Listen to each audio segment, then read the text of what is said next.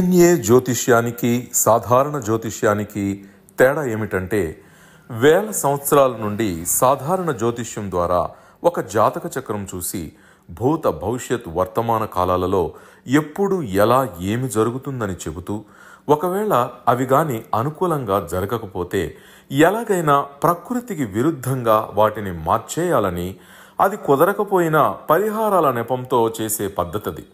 కానీ దానికి మారుగా డిఎన్ఏ జ్యోతిష్యం ద్వారా ఇవన్నీ ఎందుకు జరుగుతున్నాయని కనుగొని ఒక పని చేసే ముందే అది సరైనదా కాదా అని సరైన సమయంలో మనము తీసుకునే మంచి నిర్ణయం జీవితంలో అన్నింటిలో విజయాలు సాధించడానికి సలహాలు మార్గదర్శకాలు చెప్పే నిజమైన జ్యోతిష్య విధానం ఇది. ఏది మీకు అవసరమో మీరే నిర్ణయించుకోగలరు.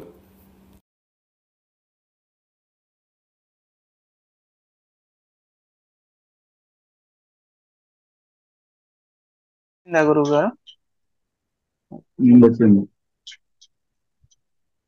ఓకే గురువు గారు ఒక్కరే జాయిన్ అయినారు. ఇంకా నమస్కారం sir, congratulations sir.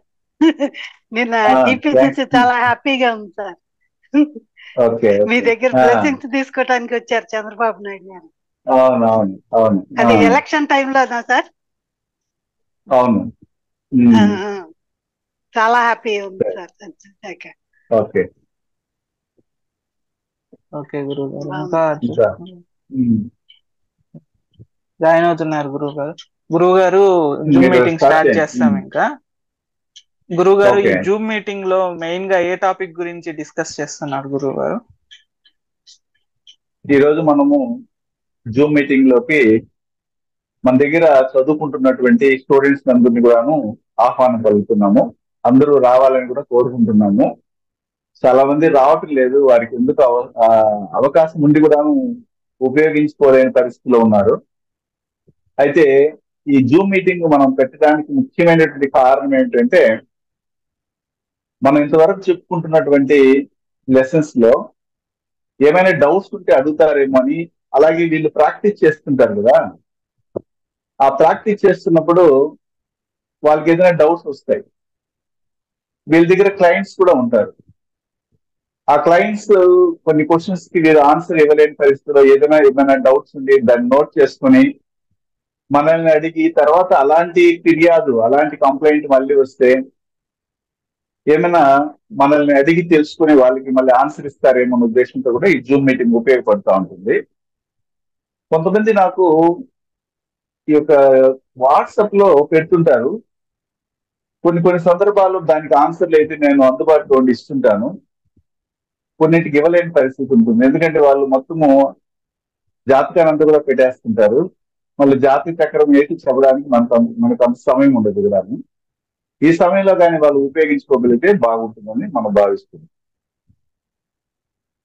DNA astrology అనేది ఒక యూనిక్ అయినటువంటి సబ్జెక్టు. ఇది ప్రతి ఒక్కరి జీవితాలకి దగ్గరగా అనుబంధంగా మనం చెక్ చేసుకుంటే కూడాను అక్యురేట్ గా ఉంటుంది. అలాగే మనం కూడా దాన్ని యూజ్ చేసుకొని చాలా మంది యొక్క జీవితాలను కూడా నిలబెట్టుకోవచ్చు కూడా. అయితే ముందుగానే మనం వారికి అలర్ట్ మెసేజ్ ని ఇవ్వగలిగినప్పుడు ఆ అలర్ట్ మెసేజ్ తీసుకొని వారు దాన్ని యూజ్ చేసుకోగలిగితే వచ్చినటువంటి క్లయింట్స్ కూడాను ఆపద నుండి, వాళ్ళకి వచ్చినటువంటి ఇబ్బందుల నుండి తొలగిపోవడానికి కూడా అవకాశం ఉంటుంది. అయితే ఈ రోజు టాపిక్ మీద ఎవరైనా డౌట్స్ ఉంటే మొదట అడగండి, తర్వాత మన టాపిక్స్ గురించి చెప్తాం. ఓకే గురువు గారు, ఎవరు ఇప్పుడు వచ్చిన ప్రెసెంట్ అయిన జూమ్ మీటింగ్ లో ఉండే వాళ్ళకి ఎవరికైనా డౌట్స్ ఉన్నాయా? వాట్సాప్ లో మాత్రం చాలా మంది చూసారు, ఇక్కడ తక్కువ మంది హాజరు అయినారు.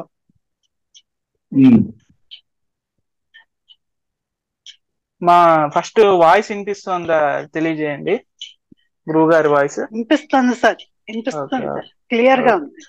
ఓకే, డౌట్స్ ఏమన్నా ఉంటే అడగండి. వచ్చి వెళ్తుంది. హలో, అది వస్తున్నారు, డిస్కనెక్ట్ అయిపోతున్నారు గురువు గారు, మళ్ళీ వస్తున్నారు. ఏంటి ప్రాబ్లం? ఏమో తెలియట్లేదు గురువు గారు. నెట్ ప్రాబ్లమా లేకపోతే వాళ్ళు వచ్చి చేసి వెళ్ళిపోతున్నారా? ఏం అర్థం కావట్లేదు. వచ్చినారు మళ్ళీ వెళ్ళిపోయినారు, అటెండెన్స్ వేసుకొని వెళ్ళిపోయినట్టున్నారు. ఓకే ఓకే గురువు గారు, మనం టాపిక్ ఈరోజు చెప్పే టాపిక్ గురించి స్టార్ట్ చేస్తాం. మధ్యలో వస్తే అప్పుడు ఇంటిమేట్ చేస్తాను, వచ్చిన తర్వాత వాళ్ళు క్వశ్చన్స్ ఏమన్నా ఉంటే అప్పుడు అడగమని చెప్తాను మధ్యలో ఆపి. ఈరోజు టాపిక్ ఇప్పుడు జనరల్గా ప్రథమ వివాహం గురించి ఇంతవరకు మనం చాలా వీడియోలో కూడా చెప్పాము, ఆడియోలో కూడా చెప్పాము. ప్రథమ వివాహానికి కనెక్ట్ అవ్వడం అనేది ఈ 27 నక్షత్రాలకి కూడాను మనం సపరేట్ వీడియోలు కూడా పెట్టాము యూట్యూబ్ ఛానల్లో, త్రిశక్తి భక్తిలో కానీ, త్రిశక్తి టీవీ, త్రిశక్తి డిఎన్ఏలో. అయితే చాలా మందికి రెండవ వివాహము ఉంది అని తెలుసుకొని కూడాను మొదటి వివాహం అయ్యి ఎవరితోనో ఒకరితో అయ్యి అది ఫెయిలియర్ అయ్యి మళ్ళీ రెండవ వివాహానికి వెళ్తుంటారు.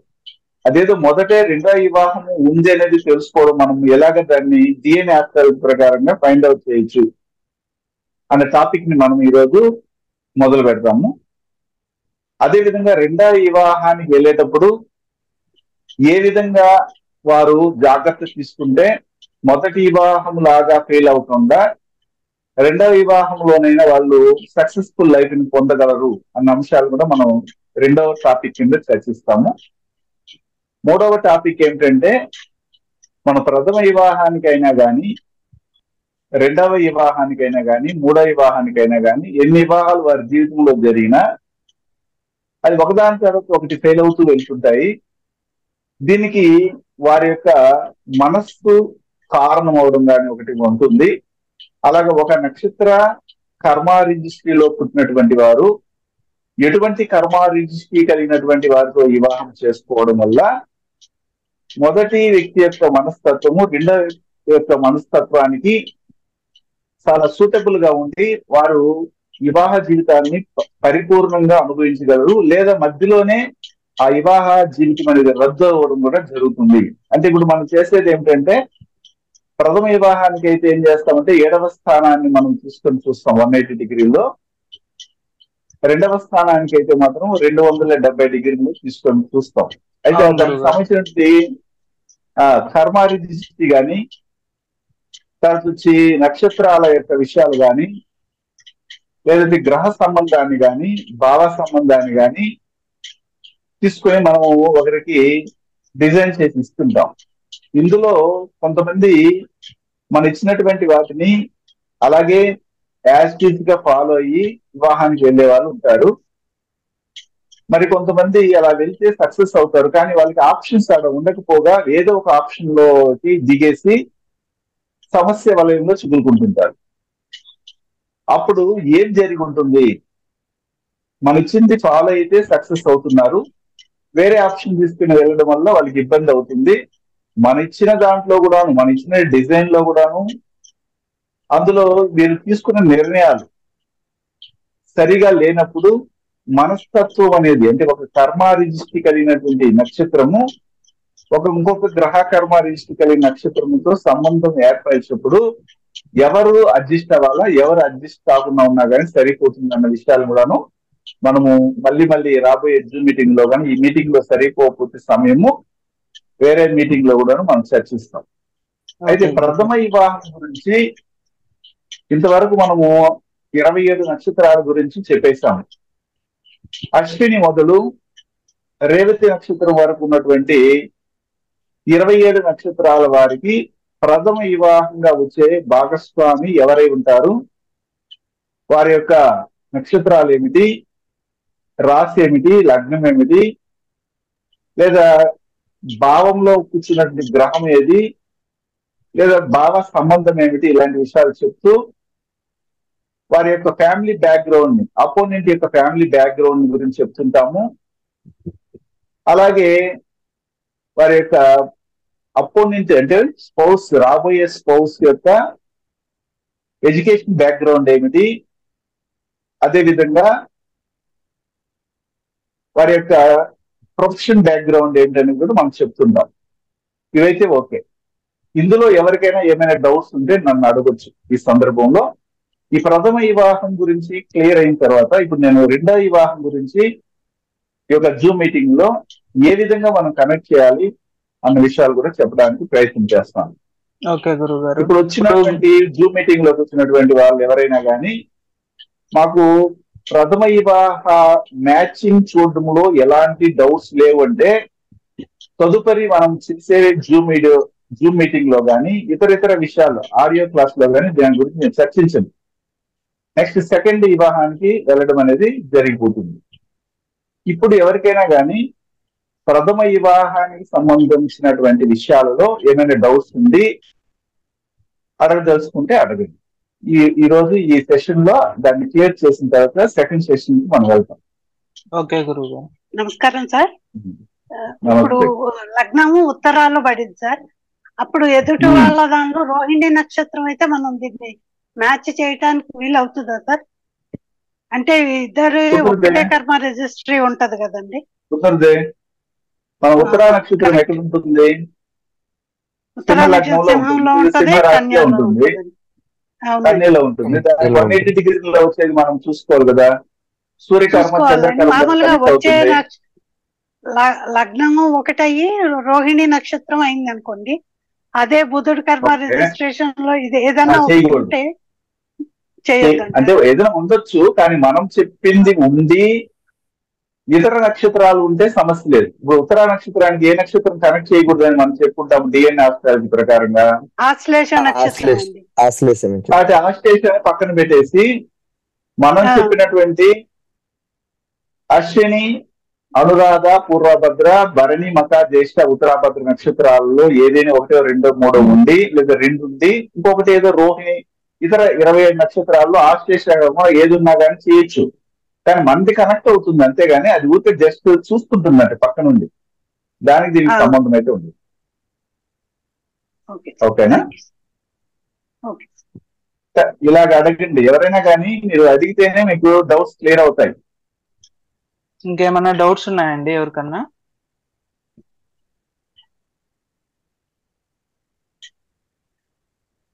ఇప్పుడు రెండో వివాహం కనపడుతుంది అన్నప్పుడు దాన్ని చేయకుండా ఉండాలంటే ఇప్పుడు మనం కర్మ రిజిస్ట్రీ ఎగ్జాక్ట్ తీసుకుంటే దాని నుంచి తప్పించగలుగుతామా సార్? ఖచ్చితంగా మనం చెప్పింది వినాలి కదా. జాతకంలో రెండో వివాహం కనపడుతుంది అనుకోండి, ఎదుటి వ్యక్తులు వినాలి మనం చెప్పింది. మీరు చెప్పినట్టుగా చేస్తే మనం ఆ రెండో వివాహం జరగకుండా ఆపగలుగుతామా సార్? ఖచ్చితంగా అవాయిడ్ చేయొచ్చు. Thank you so much. Okay, ఓకేనండి. మిగిలిన వారికి ఏమన్నా డౌట్స్ ఉన్నాయా? ఇప్పుడు మీరు చెప్పకపోతే మళ్ళీ టాపిక్ గురించి డిస్కషన్ ఉండదండి. మళ్ళాక మీకు డౌట్స్ ఉంటే ఇప్పుడే రెక్టిఫై చేసుకోండి. నెక్స్ట్ సెకండ్ మ్యారేజ్ కి వెళ్ళిపోతారు గురువు గారు. నెక్స్ట్ ఏజ్ చెప్పండి. ఓకే, అడగండి గురుదత్త. హలో, నమస్తే, చెప్పండి. హలో గురుగారు. గురుగారు, ఒక వ్యక్తికి మనం ఫస్ట్ మ్యారేజ్ చూసేటప్పుడు అతని యొక్క సప్తమ అధిపతి మన విరుద్ధ నక్షత్రాలు ఉంటాయి కదా. ఇప్పుడు ఎగ్జాంపుల్ ఉత్తరా నక్షత్రం చెప్పారు, ఆశ్లేషతో చేయకూడదు. అలాగా ఉన్నప్పుడు కూడా మనం చేయొచ్చా సార్? చేయకూడదని కదా చెప్తున్నాము. సప్తమాధిపతి కూడా నక్షత్రాల్లో ఉన్నప్పుడు చేయకూడదా సార్? చేయకూడదు అసలు. ఓకే, సప్తమాధిపతి ఎక్కడ వెళ్ళి కూర్చున్నారా? ఆశ్లేష లో కూర్చున్నారంటే ఆశ్లేష అనేది ఎవరి కర్మ రిజిస్ట్రీ? రవి కర్మ రిజిస్ట్రీ. అప్పుడు మిగిలిన 3 నక్షత్రాలతో చేయొచ్చు కదా. అంటే ఒక మ్యాచ్ వచ్చింది సార్, దాని గురించి డౌట్ వచ్చింది. ఓకే ఓకే, మీరు మనం మొదట ఏం చెప్తామంటే సప్తమాధిపతి గురించి మనం ఎప్పుడు చర్చించాలి? సప్తమాధిపతి వెళ్ళి ఎక్కడైనా కూర్చోండి, దానికి మనకి సంబంధం ఏమిటి?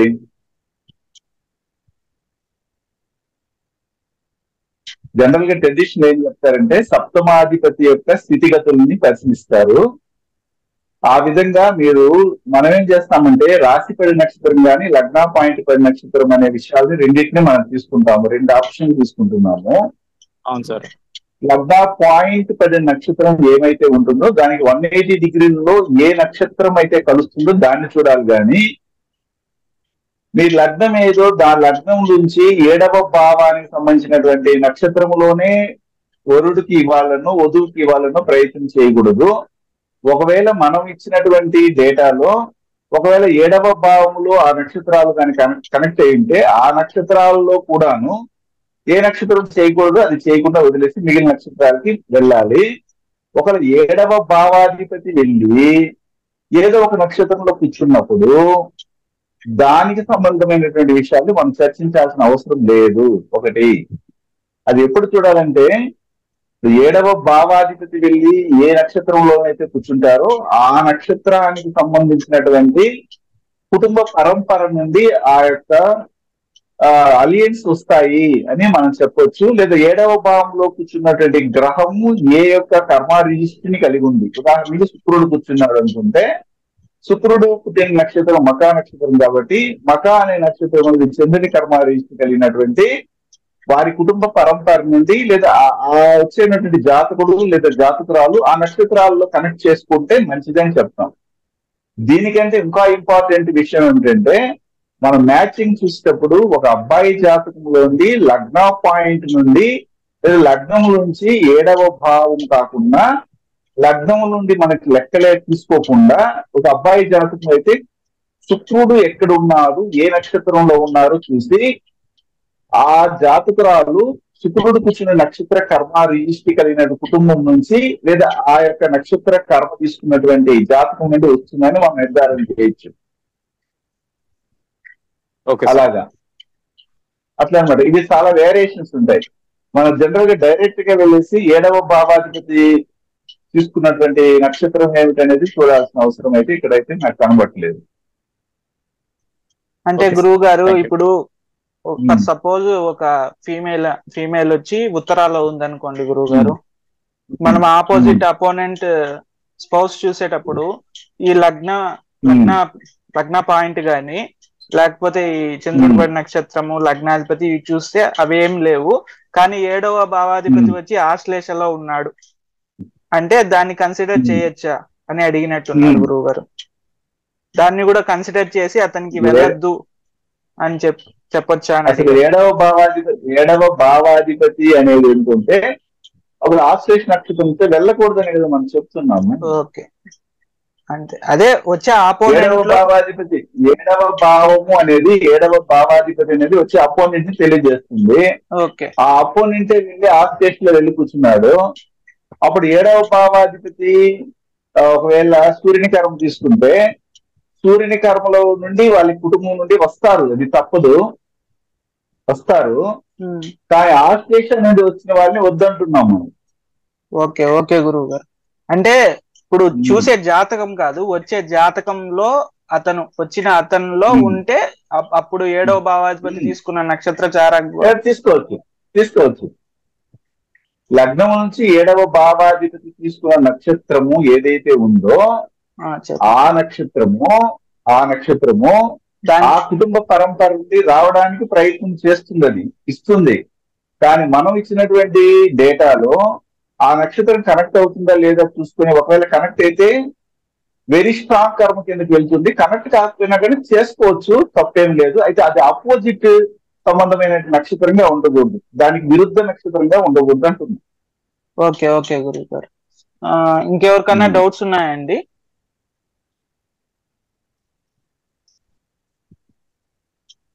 అంటే ఫస్ట్ మ్యారేజ్ గురించి మ్యారేజ్ కంపాటబిలిటీలో ఎవరికన్నా డౌట్స్ ఉంటే ఇప్పుడే రెక్టిఫై చేసుకోండి. ఇప్పుడు వచ్చిన వాళ్ళకి చెప్తున్నాను, జూమ్ మీటింగ్ లో ప్రెసెంట్ అయిన వాళ్ళకి. నెక్స్ట్ ఇద్దరైనా వచ్చారా జూమ్ మీటింగ్ కి? ఒక్క నిమిషం గురువు గారు. 7 మంది వచ్చినారు గురువు గారు. 7 మంది వచ్చారు కదా. ఇప్పుడు 7 మందికి ఏమైనా డౌట్స్ ఉంటే అడగండి, చెప్పండి. సార్ ఒక చిన్న ప్రశ్న, పెద్ద ఇంపార్టెంట్ కాకపోవచ్చు. ఇప్పుడు అమ్మాయి జాతకంలో కుజుడు వెళ్ళి పుష్యమిలో ఉన్నాడు. అమ్మాయి జాతకంలో కుజుడు వెళ్ళి పుష్యమిలో ఉన్నాడు. ఆ అబ్బాయి జాతకంలో శుక్రుడు వెళ్ళి చిత్తా నక్షత్రంలో స్వాతి నక్షత్రంలో ఉన్నాడు సార్. సో వీళ్ళిద్దరు మ్యారేజ్ చేసుకుంటే ఫ్రూట్ఫుల్ గానే ఉంటుందా లైఫ్, లేదా కొట్టుకుంటూనే ఉంటారా? ఇంకా మీకు అర్థం కాలేదు. ఇప్పుడు అబ్బాయి జాతకంలో శుక్రుడు వచ్చి స్వాతి నక్షత్రంలో ఉన్నాడు, అమ్మాయి జాతకంలో వచ్చి కుజుడు వచ్చి పుష్య నక్షత్రంలో ఉన్నారు. అప్పుడు అబ్బాయికి వచ్చే అమ్మాయి పుష్యుడు నక్షత్రం స్వాతి అన్నప్పుడు ఆ స్వాతినే డైరెక్ట్ గా కనెక్ట్ కాదు. ధనిష్ట పునరుషు నక్షత్రం శని కర్మారిష్టి కలిగినటువంటి అమ్మాయి ఇతనికి వస్తుందని మనం నిర్ధారణ చేస్తాం. అలాగనేసి రాశిపై నక్షత్రం లగ్న పాయింట్ పై నక్షత్రం లగ్నాధిపతి పై నక్షత్రం స్వాతిలో ఉండేదాన్ని డైరెక్ట్ గా చేయం కదా. ఒకవేళ పుష్య నక్షత్రంలో పుట్టింటే మనకి ఎందుకు ఉపయోగపడుతుందంటే, ఒక జాతకంలో అబ్బాయి జాతకంలో శుక్రుడు అమ్మాయిని తెలియజేస్తే శుక్రుడు తీసుకున్నటువంటి నక్షత్ర కర్మ రిజిస్టర్ ఏమిటి, ఆ నక్షత్రం అనేది ఈ అబ్బాయి రాశి లగ్నానికి సంబంధించిన నక్షత్రాలకి ఆపోజిట్ గా ఉందా అని చూస్తాము. ఉంటే అదే నక్షత్రంలో ఉన్న వాళ్ళని కాదు చేయమనేది, మనం దాని తర్వాత వచ్చే 2-3 నక్షత్రాలు ఉంటాయి కదా, అదేమైనా కనెక్ట్ అవుతుందా చెక్ చేయాలి. అట్లా నేను అడిగేది చిన్న ప్రశ్న ఏంటంటే సార్, వాళ్ళిద్దరికి కలిపామనుకోండి వివాహ జీవితం సవ్యంగానే నడుస్తుందా లేదా అనేది. అలా విరుద్ధ నక్షత్రాల్లో ఇప్పుడు కుజుడు వచ్చేసి పుష్యుడు, ఇప్పుడు 7వ భావ ఇప్పుడు ఏమన్నారు, కుజుడు అంటే ఏమిటంటే భర్త అని చెప్పాను, భర్త ఓకేనా. భర్త కుటుంబ పరంపర అనేది రాహుకర్మను కలిగి ఉంటుందని అర్థం. Okay sir. భార్య కుటుంబ పరంపర అనేది ఆమెకి శని కర్మ వస్తారు, శని కర్మ కలిగి ఉంటారు అంతే. అంతేగాని ఇక్కడ స్వాతి పురుషుడు అనేది మనకి సంబంధం లేదు. Okay sir. ఏ కర్మారీషి వంశం నుండి వస్తారనేది మనం చూసుకుంటాం.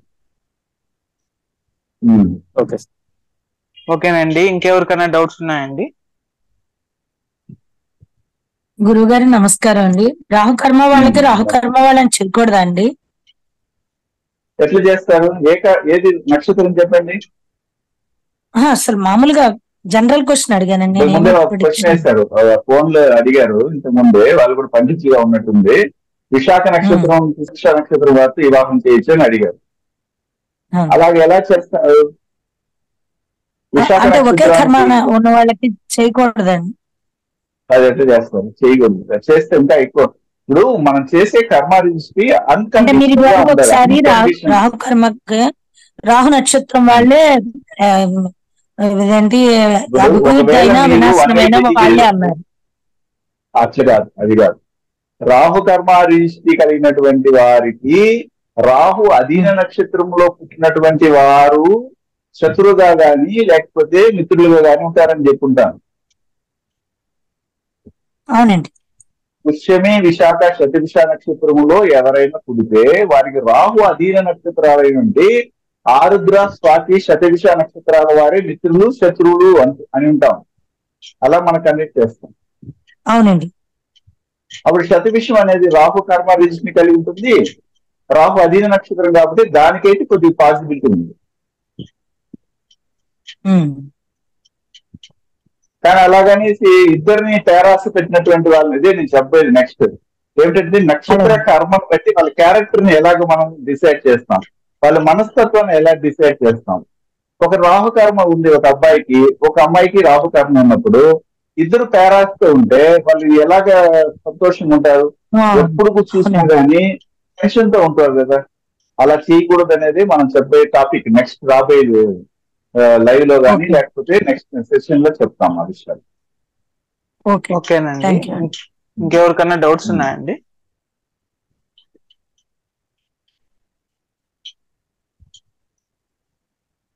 అంటే ఇంకా డౌట్స్ లేవా ఎవరికి? నెక్స్ట్ టాపిక్ కి వెళ్తారు గురువు గారు. గురువు గారు అందరు సైలెంట్ గా ఉన్నారు. ప్రాక్టీస్ ఎక్కువ చేయటం లేదనిపిస్తున్నారు. అంటే ప్రాక్టీస్ వస్తా ఉంటే వారికి డౌట్స్ అనేది క్రియేట్ అవుతాయి. అవును.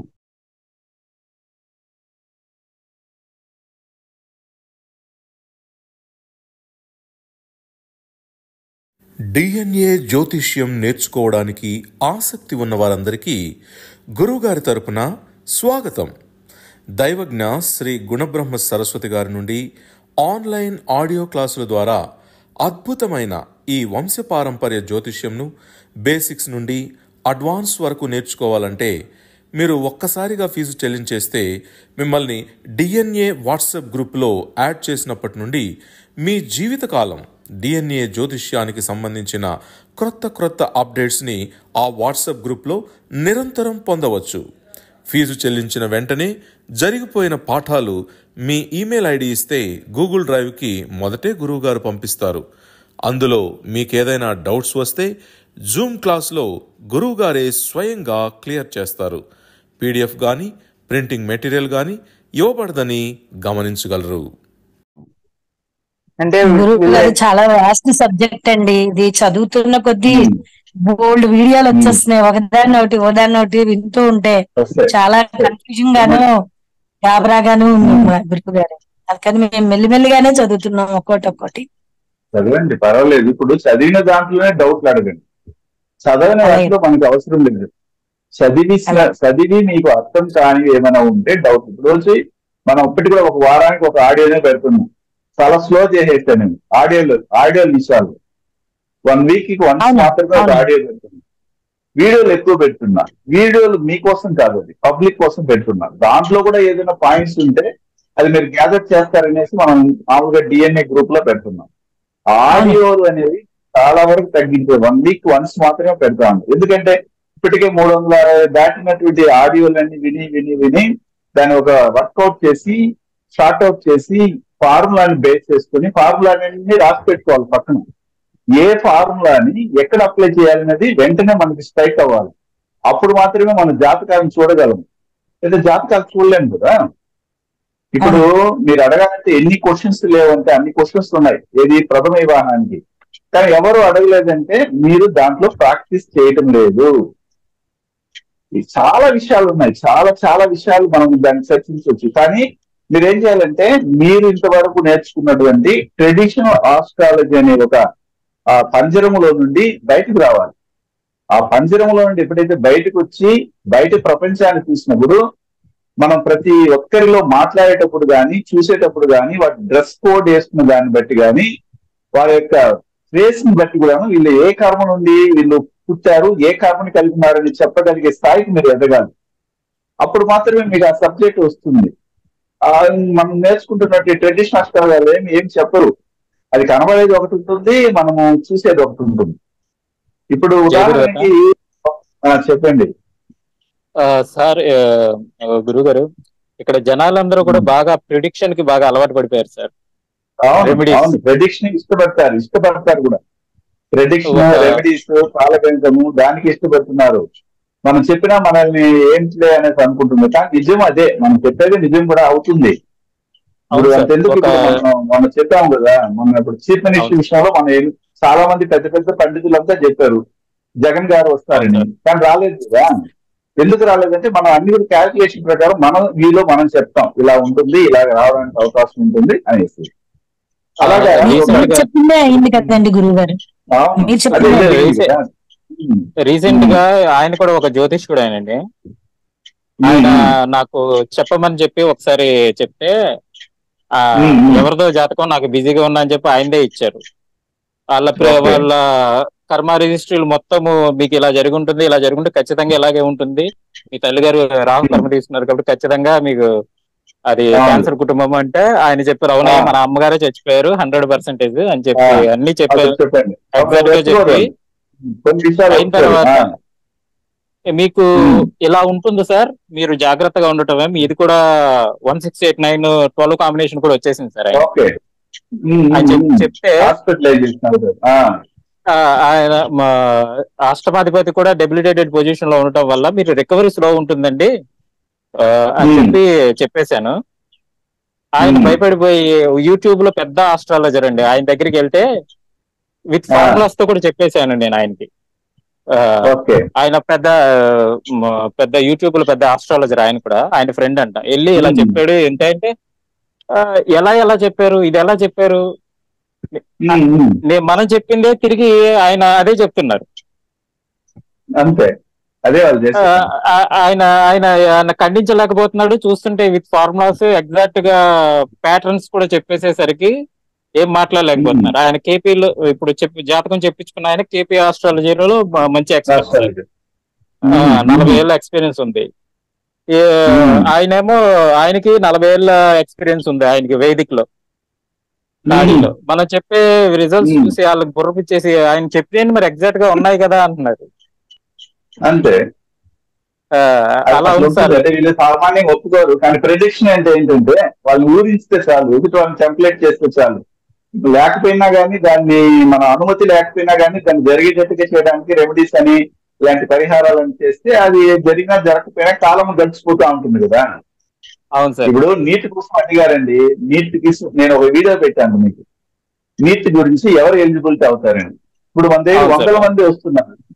ఎలాగంటే ఇది కన్ఫామ్ గా చెప్తాం, మీరు నీట్ లోకి వెళ్ళాలంటే ఈ ఫార్మేట్ ఉంటేనే వెళ్ళండి, ఎంటర్ అవ్వండి, లేకపోతే వద్దని చెప్పేస్తున్నాను. వాళ్ళు ఎంతో టైం సేవ్ చేసుకుంటున్నారు, మనీ సేవ్ చేసుకుంటున్నారు, హ్యాపీగా వెళ్తున్నారు. వీళ్ళేం చేస్తారు, ఈ దశ జరుగుతా ఉంది, ఈ భుక్తి అంతరం జరుగుతా ఉంది, సూక్ష్మ ప్రాప్తదశలు జరుగుతున్నాయి, కాబట్టి ఈ దశలో మీకు వచ్చే అవకాశం ఉంది, ప్రయత్నం చేయండి అంటారు. ఇలా చూస్తే ఆ ఫార్మేటే లేదు, ఫార్ములానే ఉండదు, వాళ్ళు రివర్స్ వచ్చేసి ఫెయిల్ అవుతున్నారు.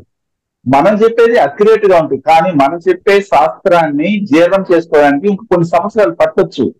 కానీ నిజమైనటువంటి పండితులు ఏం చేస్తున్నారంటే, మన దగ్గర మన వీడియోలో పెద్ద పెద్ద వాళ్ళు చూస్తున్నారు, ఆర్వీఏ అంతటి వాళ్ళు కూడా చూస్తున్నారు నా వీడియోని చూసి. ఆయన కూడా ఒక వీడియో పెట్టాడు, ఎవరు అడిగినారంట, అడిగితే ఇలాగా సూర్యకర్మ గురించి అలాగే చెప్తున్నారు అంటే, వాళ్ళు చెప్పేది కరెక్టే అండి, కాకపోతే కొన్ని వేరియేషన్స్ ఉంటాయి. ఆయన కూడా మనకి కన్క్లూజన్ ఇచ్చాడు వీడియోస్ ద్వారా.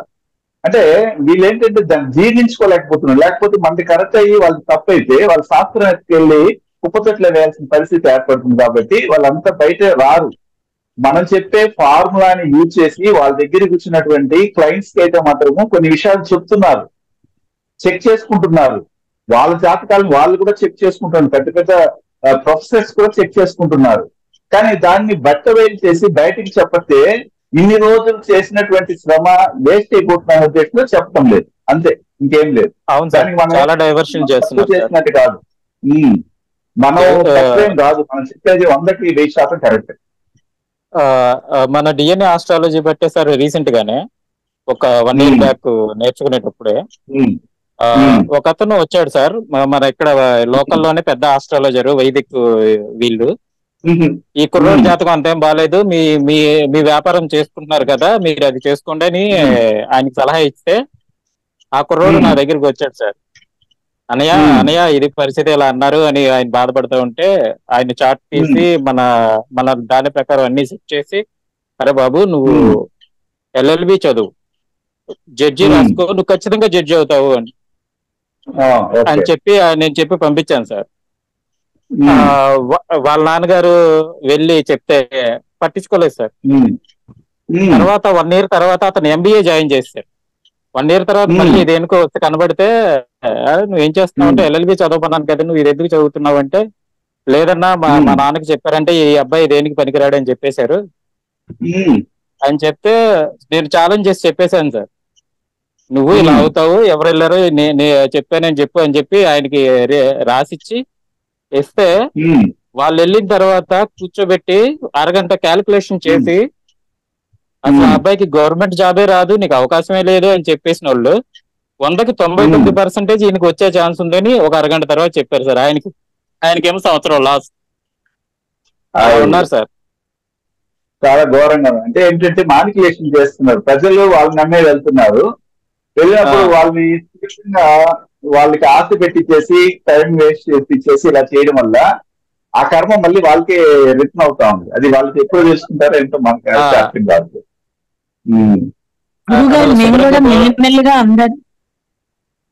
చెప్పండి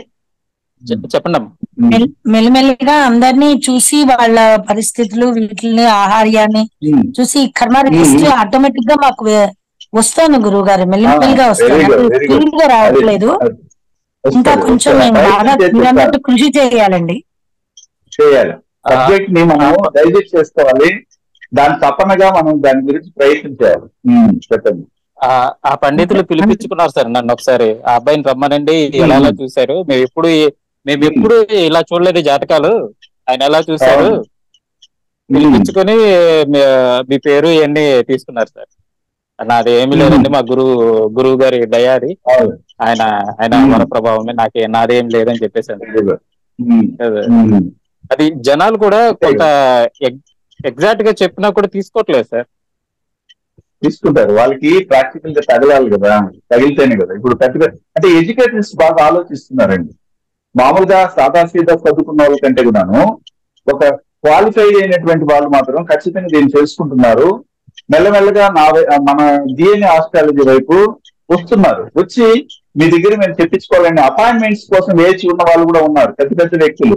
అంటే వాళ్ళ క్యాడర్లు కూడా ఎలా ఉంటాయంటే, ఒక డిఎస్పీ ఎస్పీ స్టేజ్ లో ఉన్న వాళ్ళు, మంచి లాయర్లుగా ఉన్న వాళ్ళు, పెద్ద పెద్ద డాక్టర్లు, వీళ్ళందరూ కూడా ఇతర దేశాల్లో వాళ్ళు అయితే ఇంకా ఎక్కువ ఇంట్రెస్ట్ చూపుతున్నారు.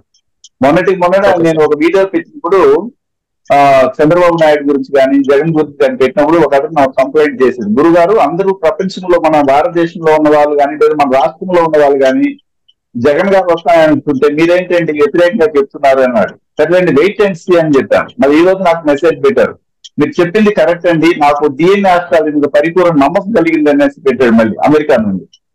అంటే క్రమక్రమంగా వస్తుంది, రాకుండా పోదు. పెద్ద పెద్ద వాళ్ళు, వీళ్ళు చిన్న చదువులు చదువుకున్న వాళ్ళు కాదు, జ్యోతిష్ శాస్త్రంలో పిహెచ్డి చేసినటువంటి వాళ్ళు కూడా నాకు ఫోన్ చేసి ఇది ఎలాగనేది తెలుసుకున్న వాళ్ళు ఉన్నారు. పూర్వజన్మ రహస్యాల గురించి చెప్పినప్పుడు చాలా వీడియోలు మనం పెట్టినప్పుడు ఎగ్జాక్ట్లీ మా కుటుంబంలో ఈ రాశిలో పుట్టిన వాళ్ళు, ఈ లగ్నంలో పుట్టిన వాళ్ళు, అదే కుటుంబంలో వీళ్ళున్నారు అనేసి ఒక థియరీ లాగా రాసి కొంత మెసేజ్ పెట్టిన వాళ్ళు కూడా ఉన్నారు. ఇవన్నీ మెల్లమెల్లగా క్రమంగా మనకి ముందుకు వెళ్తుంది. మనమేం దానికి డిస్ఎంకరేజ్ అవకాశం లేదు, ఎంకరేజ్ తోనే ముందుకు వెళ్తాం. సంతాన వ్యవహారం గురించి, సంతానం వల్ల బాధపడతారు అని ఇవాళ ఒక వీడియో వచ్చింది, విన్నానండి. అవన్నీ కూడా మా ఇంట్లో జరిగాయండి మాకు. ఇది మొన్న ఎలక్షన్ గురించే సార్, నేను అంతకు ముందు అడిగినప్పుడు నేను క్యాలిక్యులేషన్ చేసి మన డిఎన్ఏ దాని ప్రకారము కొంచెం న్యూమరాలజీ కూడా వాడి క్యాలిక్యులేషన్ చేసి ఇక్కడ ఎమ్మెల్యే గారికి, ఇక్కడ లోకల్ ఎమ్మెల్యే గారికి రైట్ హ్యాండ్ ఒకటి ఉంటారు ఆయనకి. ఎలక్షన్ అయిపోయిన రోజే, ఎలక్షన్ మనకి ఓటింగ్ రోజు అయిపోయిన రోజే ఈవినింగ్ 130 సీట్స్ వస్తాయి, 130+ తెలుగుదేశం గా చెప్పేశారు సార్. ఆయన నిన్న ఫోన్ చేసి ఎలా చెప్పావు ఏంటి, ఏదో మాంత్రికుడిలా చెప్పావు ఏంటి అంటున్నారు సార్. క్యాల్కులేషన్ కదా, ఎవరికి ఎంత అనేది ముందు డిజైన్ చేస్తుంటారు. గురువు గారు ఇది నెక్స్ట్ సెషన్ అదే ఇప్పుడు అయిపోతుంది, కంటిన్యూ చేయండి. సడన్ గా ఆగిపోయినా కనెక్ట్ చేస్తాను సార్. ఏమి లేదు సార్, ఈ డిఎన్ఏ ఆస్ట్రాలజీతో మనము న్యూమరాలజీ డేట్స్ కూడా ఇస్తున్నారు కదా సార్, సపోర్ట్ చేస్తుంది అంటారండి. ఎందుకంటే ముహూర్తాలు మళ్ళీ 7వ తారీఖు 22వ తారీఖు కనెక్ట్ అవుతాను. ఓకే గురువు గారు, ఇప్పుడు ఆ ఫస్ట్ మ్యారేజ్ గురించి డౌట్స్ ఆ టాపిక్ మీదే కంటిన్యూ చేస్తాము. గురువు గారు ఇప్పుడు అదే నేను అడుగుతాను డౌట్స్. ఇప్పుడు మనము లగ్నం చూసి, అదే విధంగా చంద్రుడు పడిన నక్షత్రం చూసి మనం వచ్చే అపోనెంట్స్ ఈ నక్షత్రాల్లో ఉండాలా, మళ్ళీ ఈ కాంబినేషన్ ఉండాలా, మళ్ళీ ఈ కర్మలు ఉండాలా అని చెప్తాం కదా గురువు గారు. ఇప్పుడు ఫర్ ఎగ్జాంపుల్ మనము పూర్వాషాఢ తీసుకున్నాం అనుకోండి గురువు గారు,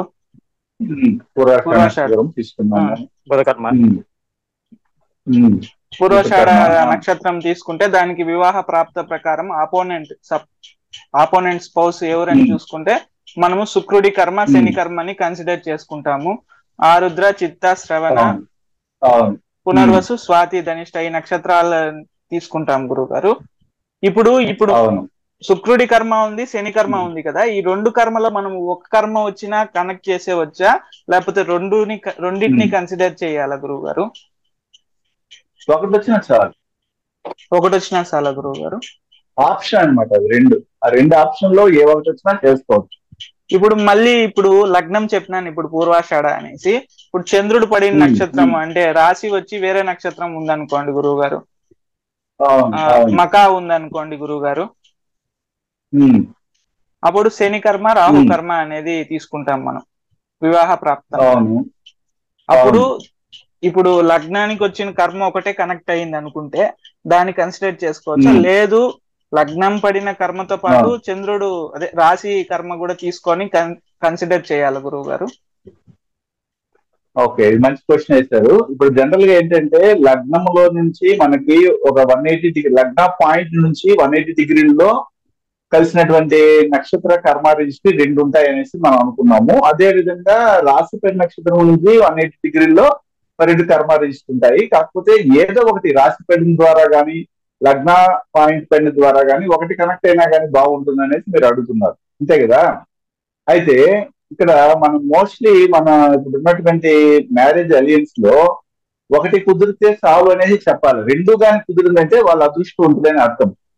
ఆ ఒకటి కుదిరి మిగిలిన ఇంకొక దాంట్లో ఏదో ఒక బాబా సంబంధం కానీ లేదా లగ్న సంబంధం కానీ రాశి సంబంధం కానీ కనెక్ట్ అవ్వడం, లేదా గ్రహ సంబంధమైన కనెక్ట్ అవ్వాలి.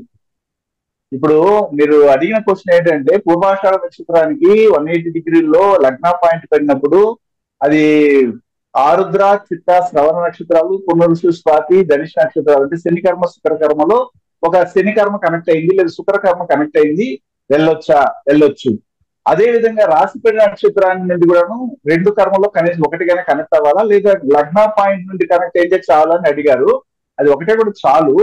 కానీ తర్వాత తీసుకునే భావాలు ఉన్నాయి కదా. మనం ఏంటంటే రాశిపేట నక్షత్రం లగ్న పాయింట్ పడి లగ్నాధిపతి నక్షత్రం తర్వాత రాశి ఏమిటి లగ్నం ఏమిటి అనేది నిర్ధారణ చేస్తాము. లేదా లగ్నాధిపతి వెళ్ళి ఒకవేళ ఆ యొక్క భావంలో కూర్చోవడం అనేది ఇలాంటి కన్సిడర్ చేసిన దాంట్లో కనీసం ఎక్కడైనా ఒకటైనా కానీ ఈ రాశి నుండి తీసుకున్న నక్షత్ర సంబంధమైనటువంటి భావ సంబంధం కానీ గ్రహ సంబంధం కానీ కనెక్ట్ అవ్వాలి. అలా కనెక్ట్ అయితే కొద్ది స్ట్రాంగ్ గా ఉంటుంది. నాకు వచ్చిన జాతకాల్లో నేను చూసినటువంటి అనుభవంలో ఒకే ఒక నక్షత్రంతో కనెక్ట్ అయ్యి వివాహం వరకు వెళ్ళి ఒక 3 సంవత్సరాలు 5 సంవత్సరాలు అయిన తర్వాత విడిపోయిన వాళ్ళు ఉన్నారు. అందుకని నా అనుభవంలో నేను పొందిన విషయాన్ని నేను ఎలా చెప్తానంటే, ఇప్పుడు అబ్బాయి జాతకంలో ఉండి అమ్మాయికి, అమ్మాయి జాతకంతో అబ్బాయికి చూసినప్పుడు అక్కడ నుంచి ఒక నక్షత్రంతో కనెక్ట్ అవ్వడము, ఈ అబ్బాయికి వెళ్ళి ఒక నక్షత్రంతో కనెక్ట్ అయ్యి పెళ్లి చేసుకున్న వాళ్ళు విడిపోయి ఉన్నారు. అలా కాకుండా రాశి ఏమిటో లగ్నం ఏమిటో చూసి ఒక లగ్నంతో సంబంధపడిందా, రాశితో సంబంధపడిందా, లేదా లగ్నాధిపతి వెళ్ళి అక్కడ కూర్చోన్నారా ఆ లగ్నంలో, ఇలాంటి వాటిని కన్సిడర్ చేసి కొద్దిగా స్ట్రాంగ్ అయిందంటేనే మనం ముందుకు వెళ్తే మంచిది. లేకపోతే ఏంటంటే కొన్ని కంప్లైంట్స్ అయితే వస్తాయి. ఓకే గురువు. అంటే గురువు గారు ఇప్పుడు మనము నక్షత్రం చెప్తాం కదా, ఆ నక్షత్రాలు కనెక్ట్ కాకుండా భావ కనెక్టివిటీ ఉండి లగ్నం కనెక్టివిటీ ఉండి లేకపోతే లగ్నాధిపతితో ఆ గ్రహం యొక్క కనెక్టివిటీ ఉంటే దాన్ని మనము అప్రూవల్ చేయొచ్చు అంటే కన్సిడర్ చేయొచ్చా గురువు గారు? నక్షత్రం లేదు, స్ట్రాంగ్ కర్మ. ఓకే, స్ట్రాంగ్ కర్మ కిందకి వస్తుంది కానీ వెరీ స్ట్రాంగ్ కర్మ కాదు. ఓకే, మనకి వెరీ స్ట్రాంగ్ కర్మ కనీసం ఒకటైనా కనెక్ట్ అవ్వాలా. ఇప్పుడు ఒక అమ్మాయి జాతకంలో చంద్రుడి కర్మ కావాల్సినట్టు భర్త కావాలని ఉన్నప్పుడు ఆ భర్త జాతకంలో కనీసం లగ్నాధిపతి వెళ్ళైనా కానీ కూర్చో ఉండాలి. కనీసం ఆ యొక్క భర్త జాతకంలో ఇప్పుడు ఈ అమ్మాయి జాతకంలో కుజుడు ఎక్కడున్నారో చూసి ఆ కుజుడు పడిన నక్షత్రము కృత్తిక అనుకుంటే అది ఆ కృత్తిక అనేది అబ్బాయి జాతకంలో రాశి లగ్న పాయింట్ లో ఎక్కడో ఒక చోట కుబ్బ మూల రేవతిలోనే కనెక్ట్ అవ్వాలి. అలా కనెక్ట్ అయినప్పుడు అది స్ట్రాంగ్ అనుకుంటుంది. దాన్ని ఎవరు విడగొట్టలేరు వాళ్ళని. లేదు మధ్యలో ఇప్పుడు కొంతమంది ఏం చేస్తారంటే పెళ్ళంతా చేసుకున్న తర్వాత ఒక జ్యోతిష్యం దగ్గరికి వెళ్తారు చిన్న విషయానికే. అతను జెన్స్ని చూసి ఈ శస్త్రాష్టం ఎట్లా చేశారండి, బాధకాధిపతి ఇక్కడ వచ్చి ఇక్కడ నుంచి చూస్తున్నారండి, అప్పుడు వీళ్ళకి ఒక శంక ఏర్పడుతుంది, అంటే ఒక విధమైనటువంటి సందేహం ఏర్పడుతుంది. ఆ సందేహం బలమయ్యి విడిపోయేదానికి వరకు వెళ్ళిన దాని కారణాలు కూడాను ఇలాంటి చిన్న చిన్న విషయాలు మనం కరెక్ట్ గా మ్యాచ్ చేయలేకపోవడం వల్ల జరుగుతుంది. అన్ని మ్యాచ్ అయిపోయినాయి.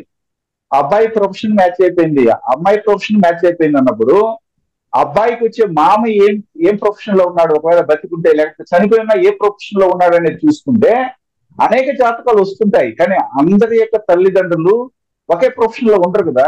ఒక అమ్మాయికి ఒక భర్త సెట్ అవుతుంది, స్పౌస్ సెట్ అవుతున్నాడు, అన్ని బాగానే కుదిరినాయి అన్నప్పుడు దీనికైనా బెటర్ అయినటువంటి జాతకం ఇంకోటి వస్తుందేమో అనేది తల్లిదండ్రులు ఆలోచిస్తారు. మనం ఏం చేస్తామంటే ఈ అమ్మాయి జాతకంలో ఉన్నటువంటి విషయం ఏమిటంటే వీళ్ళకి వచ్చే భర్త ఎవరైతే ఉంటారో ఆ భర్త యొక్క తండ్రి ఈ పనిలోనే ఉంటారని మనం చెప్పినప్పుడు వాళ్ళు దాన్ని కూడా కన్సిడర్ చేసి ఆ అబ్బాయి ఎవరైతే స్పౌస్ గా వస్తే అన్ని సెట్ అయిందో వాళ్ళ తండ్రిని గురించి విచారిస్తారు. ఆ తండ్రి ఇప్పుడు ఈ యొక్క ప్రొఫెషన్ లో ఉన్నారంటే ఈజీగా మ్యాచ్ చేసుకుని వెళ్ళిపోవచ్చు, అంటే వీళ్ళ కోసమే ఆ మ్యాచ్ వచ్చినట్టుగా భావిస్తారు. ఇట్లా కంపారిటిబిలిటీలో మనం ఇలా చూస్తాం. జనరల్ గా ట్రెడిషనల్ ఏం చేస్తారంటే నక్షత్రం చూసి ఆరోహణ అవరోహణ రజ్జు పొంతనాలు చూసి నాడీ పొంతనాలు చూసి, అంటే ఏక నాడీ ఉద్దని పెట్టుకుని, లేకపోతే ఈ గణన పొంతనాలు చూసి వర్ష పొంతనాలు చూసి ముందుకెళ్తుంటారు. ఇది మహేంద్ర నాడి ఎలా ఉంది, మహేంద్ర కూటమి ఎలా ఉంది, లేకపోతే దీర్ఘ పొంతనాలు ఎలా ఉన్నాయి, ఇలాంటి చూస్తారు. కానీ మనం ఏం చేస్తామంటే ఒక ఇంట్లో నుండి ఇంకొక ఇంట్లోకి వెళ్ళే అమ్మాయి లేదా ఇద్దరు కలిసే అబ్బాయి అమ్మాయిలు క్షేమంగా ఉండాలంటే ఈ ఇంట్లో ఉన్నటువంటి వాళ్ళు ఏం చేస్తారు, ఆ ఇంట్లో ఉన్న వాళ్ళు ఏం చేస్తారు అనేది వారి జాతకంలోనే ఉంటుంది. దాన్ని మనం తెలియజేసి ఇలాంటి కుటుంబంలోకి నువ్వు వెళ్తావు, ఈ అమ్మాయి తండ్రి ఈ ఉద్యోగంలో ఉంటాడు నీకు, కాబట్టి ఈ జాతకం లాగా ఇంకో జాతకం రావచ్చు, కానీ ఈ అమ్మాయి తండ్రి ఖచ్చితంగా ఆ ఉద్యోగంలోనే ఉంటాడనేసి మనం క్లారిఫై చేసి వాళ్ళు జత చేస్తాం. అక్కడ వాళ్ళు మిస్ కాకుండా ఉండడానికి అవకాశం ఉంటుంది. ఇలాంటి ఎగ్జాక్ట్లీ మ్యాచ్ ని మనం ఇస్తుంటాం అనమాట. ఓకేనా? ఇది చాలా పెద్ద విషయం. అందుకని అడిగింది, ప్రథమ వివాహ పొందనాలకి ప్రాప్త పొందనాలకి వెళ్ళేటప్పుడు మీరు ఎంతవరకు స్టడీ చేశారు? ఊరికే జస్ట్ నక్షత్రానికి ఇంకొక నక్షత్రానికి 180 డిగ్రీలో ఉన్న నక్షత్ర కర్మ తీసుకొని మీరు చేసేస్తున్నారా, లేకపోతే మిగిలిన విషయాలు కూడాను అబ్జర్వ్ చేస్తున్నారా అనే దానికి నేను ఇప్పుడు ప్రథమ వివాహ ప్రాప్త విషయాల గురించి ఎవరికైనా డౌట్స్ ఉంటే అడగండి అని అన్నాను. వాళ్ళు అంత డీప్ గా వెళ్ళినట్టు లేదు కాబట్టి మీరు ఈ విషయాలే చర్చిస్తున్నారు. అంటే వివాహ ప్రాప్తం వేరు, వివాహ ప్రాప్త పొంతనాలు ఖచ్చితంగా వాళ్ళే వీరికి యాప్ట్ అయినారా, వాళ్ళే ఖచ్చితంగా వీరికి స్పౌస్ గా వస్తారా, లేకపోతే వివాహం వరకు వచ్చి పెళ్లిపేటల వరకు వచ్చి వెళ్ళిపోతారా? అప్పుడు వెళ్ళిపోవడానికి కారణం ఏంటంటే వాళ్ళ నాన్నో లేదా వాళ్ళ అమ్మో లేదా వాళ్ళ బంధువులు వేరే వృత్తుల్లో ఉంటారు. అప్పుడు అది సెట్ కాదు. ఈ నక్షత్రాలు, ఈ గ్రహాలు, ఈ భావాలు, ఈ యొక్క కర్మారేషి సెట్ అవ్వచ్చు, కానీ అది కూడా సెట్ అవ్వాలనేది మనం తాపత్రయపడతాం. అర్థమవుతుందా? ఓకే గురుగారు. అంటే గురువు గారు ఇప్పుడు ఆ నక్షత్రాలు కలవకపోయినా ఇప్పుడు శుక్రుడు ఉన్న నక్షత్రము వచ్చే అపోనెంట్ అంటే అమ్మాయిలో వచ్చేసి లగ్నం గాని లగ్నాధిపతి గాని రాశి నక్షత్రం ఉన్నా కన్సిడర్ చేయొచ్చు అంటారు గురువు గారు. కన్సిడర్ చేయొచ్చు. ఓకే ఓకే గురువు గారు. ఒక అమ్మాయి జాతకంలో కుజుడు అనేది భర్త కాబట్టి ఆ కుజుడు తీసుకున్న నక్షత్ర కర్మారేషికి అబ్బాయి జాతకంలో ఎగ్జాక్ట్లీ కనెక్ట్ అయింది అనుకో, రాశి లగ్నమో లగ్నాధిపతి నక్షత్రాల్లో, అప్పుడు కూడా అది కూడా ఒక పాయింట్ తీసుకోవచ్చు కదా. ఇలాగ నెంబర్ ఆఫ్ పాయింట్స్ తీసుకొని ఏదైతే బెస్ట్ గా ఉంటుందో దాన్ని మనకి నమ్మి వచ్చినటువంటి వాళ్ళకి ఇవ్వడం వల్ల వాళ్ళు మనకి పత్రికలు పంపిస్తారు, మీ వల్ల నా జీవితం నిలబడిందని. లేకపోతే పంపిరు, మళ్ళీ గుర్తు పెట్టుకోరు, అంతే కదా. మనం కమర్షియల్ గానే ఉండిపోతాం. డబ్బులు తీసుకోవద్దని నేను చెప్పడం లేదు, డబ్బులు తీసుకోవాలి. మనం చేసే శ్రమ ఇంత అంత కాదు, చాలా పెద్ద శ్రమ చేస్తున్నాం. ఆ శ్రమకు తగిన ఫలితం ఖచ్చితంగా ఆశించే తీసుకోండి. వద్దని ఫ్రీగా మాత్రం దయచేసి చేయకండి. ఫ్రీగా చేసే కొద్దీ వాళ్ళ కర్మ మీకు అంటుకుంటుంది. మళ్ళీ చెప్తాను, మీరు పెద్దగా ఎదగలేరు. ఎందుకంటే మనం కష్టపడే దానికి ఫలితం ఖచ్చితంగా ఆశించాలి. కొంతమంది నేను ఇవ్వలేను అన్నప్పుడు పేదవాళ్ళుగా ఉంటారు, సరే పోనీలేండి మీకు ఇవ్వగలిగింది ఇవ్వండి అని చెప్పొచ్చు. అందరికి అలాగే పెట్టకూడదు. అలా పెట్టడం వల్ల ఏముందంటే మనమే మన కర్మం తీసుకొచ్చి మన తల మీద పెట్టుకున్నట్టు అయిపోతుంది. ఇంకెవరికన్నా డౌట్స్ ఉన్నాయండి? ఇంకా గురువు గారు ఈ విధంగా వివాహ పొందన చెప్తే వాళ్ళంత గమ్మున ఒప్పుకోవట్లేదండి. వదిలేయండి, అలాంటి వాళ్ళు మనకు అవసరం లేదు. వాళ్ళు మళ్ళీ రైన్ అయిపోయి మళ్ళీ తిరుగుతా ఉంటారు, భూమి చుట్టూ గుండ్రంగా తిరుగుతూ ఉంటారు. మనం ఏం చేయలేం. అలా వివాహ పొందనాలు చూడలేకపోదు. ఒకవేళ అలా చూస్తే అది కరెక్ట్ గా సెట్ కాదు. ఇదే కరెక్ట్. అవునండి.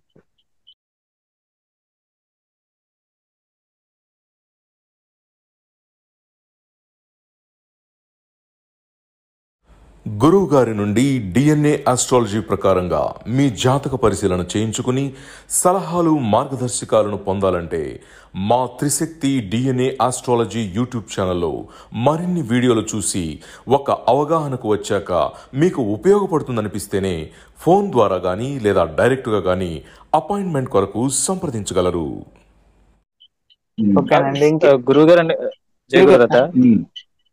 ఇలాగే విరుద్ధ నక్షత్రాలకు చేసేసి నానా ఇబ్బందులు పడుతున్న వాళ్ళు ఉన్నారు సార్. వాళ్ళు నాతో చెప్పి ఎవరమ్మా నాకు రోజుకి 4-5 ఫోన్లు వస్తున్నాయి ఈ విషయం మీద. అయితే గురుగారు మీరు చెప్పారు పుష్యమి నక్షత్రం స్వాతి చేయొద్దన్నారు, అలాగే చేసేస్తున్నామండి, కొట్టి తరిమేసాడండి మా అమ్మాయిని అని చెప్పిన కూడా ఉన్నారు. కారణం ఏంటి వీళ్ళకి తెలియదు ఎవరితో ఎవరిని మ్యాచ్ చేయాలి. ఇప్పుడు ఏంటంటే చుక్కాలు లేని నావలాగా వీళ్ళ జీవితాలు అయిపోయినాయి. ఒక అమ్మాయి ఎదిగిందా, ఒక అబ్బాయి వయసుకు వచ్చాడా, వానికి వివాహం చేయాలంటే 4-5 జాతకాలు చూస్తారు. దాంట్లో ఏదైతే మంచి పొంతనాలు పర్సెంటేజ్ 36 పొంతనాలు 35, 32 పొంతనాలు వచ్చింది దాన్ని చేసేస్తున్నారు. లోతులోకి వెళ్ళి చూసే వాళ్ళే లేరు. అలాంటి పరిస్థితిలో ఉన్నారు. మనల్ని నమ్మి వచ్చినటువంటి వారికి మనం న్యాయం చేయాలి, అదే మనల్ని కాపాడుతుంది ఖచ్చితంగా. రీసెంట్ గానే గురువు గారు పూర్వభద్రను ఉత్తరాషాఢ నక్షత్రం అబ్బో మిత్రతారలు అన్నారు, అయిపోతాం వద్దు అని చెప్పి ఇప్పుడు మనం ఏం చేయలేం, ఆపేసుకున్నారు సార్. అన్నయ్య చెప్తే నేను చేసుకుని చెప్పేసాడు అబ్బాయి. మంచి పని చేస్తాం.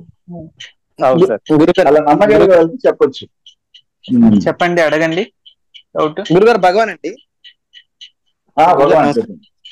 సరే, భరణి, శ్రవణం, రోహిణి, జ్యేష్ఠ, ఆశ్లేష, ఉత్తర ఈ 6 నక్షత్రాల కాంబినేషన్ లో మనము అబ్బాయికి 3 భరణి ఉన్నా, అమ్మాయిలకి 3 శ్రవణం ఉన్నా 3 చూడాలండి. లగ్నం అది రాశిపడి నక్షత్రం, లగ్న పాయింట్, లగ్నాధిపతి నక్షత్రం ఇక్కడ 3లో చూసుకోవాలి, అక్కడ 3లో 3 పాయింట్లు కంపల్సరీ.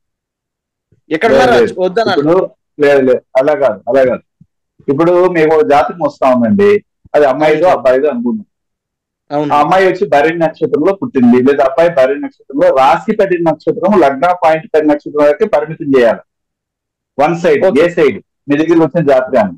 అయితే ఆ జాతకానికి వచ్చే అపోనెంట్ ఎవరంటే దాంట్లో అయితే 3ని చూడాలి. అంటే భరణి నక్షత్రం శ్రవణ నక్షత్రం కలిగి రాదు. అప్పుడు రాశిపడి నక్షత్రం లగ్న పాయింట్ 10 నక్షత్రం, లగ్నాధిపతి 10 నక్షత్రంలో శ్రవణం ఉండకూడదు అనేది మనం క్లారిఫై చేసేయాలి. ఒకవేళ ఇతను శ్రవణ నక్షత్రంలోనే పుట్టాడు, ఈ శ్రవణ నక్షత్రంలో పుట్టాడు, రాశిపడి నక్షత్రం ఉంది, లేదా లగ్న పాయింట్ 10 నక్షత్రం ఉంది, అప్పుడు ఈ అమ్మాయి జాతకం 3 చూడాలి. అంటే ఒకవైపు 2, ఒకవైపు 3 అట్లా. అర్థమైంది గురుగారు, అర్థమైంది.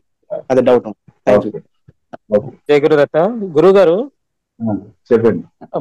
మొదటి వివాహం చూసేటప్పుడు ఒక అమ్మాయి జాతకంలో సప్తమంలో గురుకేతువులు ఇద్దరు కలిసి ఉన్నారు సార్. ఈ అమ్మాయికి మనం లిటిగేటెడ్ మ్యారేజ్ అమ్మా ఫస్ట్ డే అని చెప్పేశాను సార్. లిటిగేషన్ లోకి వెళ్తుంది. మరి దానికి మరి మేమేం చేస్తే మంచిదే అని అడుగుతున్నారు సార్. యాక్చువల్ గా మల్టిపుల్ మ్యారేజ్ గురువు ఇస్తాడు సప్తమంలో. ఇప్పుడు అలాగే మనం వాళ్ళు అలా చెప్పకూడదు. ఇప్పుడు లగ్నంలో నుంచి 7వ భావంలో ఏ గ్రహాలైనా ఉండుకోండి, గురువు ఉండని, కేతు ఉండని, రాహు ఉండని, ఎవరైనా ఉండండి, దాంతో మనకు సంబంధం లేదు. అయితే ఇక్కడ గురువు కేతువులు ఉన్నప్పుడు ఆ కుటుంబము ఏమిటి అనేది అంటే రాహు కర్మ, తర్వాత సూర్యకర్మ సంబంధమైనటువంటి సూర్యకర్మ అంటే వస్తారు అని చెప్తాం అంతే. ఇప్పుడు గురు కేతువులు 7వ భావంలో ఉన్నారనేసి మనం వాళ్ళు మంచి జీవితం చెప్పకుండా చెప్పేదానికి లేదు కదా, అసలు చెప్పకూడదు. కాకపోతే ఏంటంటే కొద్దిగా డ్యామేజ్ అవుతుందని మాత్రం చెప్పొచ్చు. మీరు చెప్పినట్టు అమ్మాయికి ఎటువంటి అబ్బాయి జాతకస్తుని వెతకాలో చెప్పేశాను sir. Most of the Ravi కర్మ ఉంది కాబట్టి ఈవిడికి డాక్టర్ వచ్చే ఛాన్సెస్ వస్తారు, అబ్రాడ్ వెళ్ళిపోతారు, పక్కగా ఉన్నాయి చెప్పేశాను సార్ ఆయనకి. ఈ నక్షత్రాలు ఇవే చేసుకోండి అని చెప్పేశాను సార్. ఆ అమ్మాయికి రీసెంట్ గానే రోహిణి నక్షత్రం సార్. ఆ అమ్మాయిది వరుడు వచ్చేసి జ్యేష్ఠ నక్షత్రము. ఆయన అమెరికాలో పెద్ద బ్యాంక్ లోనే చేస్తున్నారు. సంబంధం వస్తే ఏదో పిచ్చాపాటిగా నన్ను అడిగితే అస్సలు చేయొద్దనండి. రోహిణి జ్యేష్ఠ అసలు వద్దని చెప్పేసారు. వాళ్ళు కనుక్కుంటే అబ్బాయి కొంచెం ఇబ్బందిగానే ఉంది అని తర్వాత తెలుసుకొని థ్యాంక్స్ చెప్పారు సార్. డిఎన్ఏ ఆస్ట్రాలజీ ద్వారా వండర్స్ క్రియేట్ చేయొచ్చు సార్. నాకు అర్థమైంది. అవును సార్, దాంట్లో ఇన్వాల్వ్ అయితే వండర్స్ వస్తాయి బయటికి. ఇప్పుడు ఇంకొక విషయాన్ని మనం చెప్తాము. టైం ఎంత ఉంది గురువు గారు? ఇంకా ఏం రాలేదు నోటిఫికేషన్, నాకు వస్తే ఇంటిమేట్ చేస్తాను గురువు గారు. 10 minutes ఉంటే అది ఇంటిమేట్. ఇప్పుడు మనం ఏం చేస్తామంటే మొదటి వివాహం గురించి ఇలా చర్చిస్తూ వెళ్తున్నాము. రెండవ వివాహానికి ఒక ఉదాహరణ చెప్తాను. ఇప్పుడు ఉదాహరణకి పునరుష నక్షత్రం తీసుకుందాం. పునరుష అనే నక్షత్రం ఎక్కడ ఉంటుంది? మిథునంలో ఉంటుంది, కర్కాటకంలో ఉంటుంది. అలాగే మకా నక్షత్రము, జ్యేష్ఠ, ఉత్తరాభాద్ర, ఈ 4 నక్షత్రాలు వారు. ఇది నేను చెప్పేది యూనివర్సల్ ఫార్ములా. ఇది మనం అప్డేట్ చేస్తున్నాం, ఇప్పుడు ప్రపంచానికి అందజేస్తున్నాం. మొదటి మ్యారేజ్ ఫెయిల్ అయిపోయింది. ఎవరికి? పునరుష నక్షత్రంలో రాశిపడి నక్షత్రం వారికి కానీ, లగ్న పాయింట్ పడి నక్షత్రం వారికి. అలాగే మకా, జ్యేష్ఠ, ఉత్తరాభాద్ర, దాదాపు 100 కోట్ల మంది ఉంటారు అనుకున్నాం ఈ 4 నక్షత్రాలు. ఒక్కొక్క నక్షత్రానికి 25 కోట్ల మంది వేసుకుంటే 800 కోట్ల మంది జనాభాలో, అంటే ఒక్కొక్క కర్మారిష్టికి 100 కోట్ల మంది మనం లెక్కేసుకుంటాం. అలా తీసుకున్నట్లయితే ఒక 50 కోట్ల మంది ఉంటారు అనుకున్నాం ఉదాహరణకి, అంత కూడా లేకపోయినా కానీ. అయితే వీళ్ళందరికీ ఒకవేళ దురదృష్టవశాత్తు రెండవ వివాహానికి వెళ్లాల్సి వస్తే, మీరు ఎవరిని వివాహం చేసుకుంటే వీరి వివాహ జీవితం బాగుంటుంది అనేది ఒక ఆప్షన్ ఉంటుంది. ఇది ఒక అవకాశం. ఈ ఆప్షనే ఆపర్చునిటీగా మార్చుకునే వాళ్ళు ఉంటారు.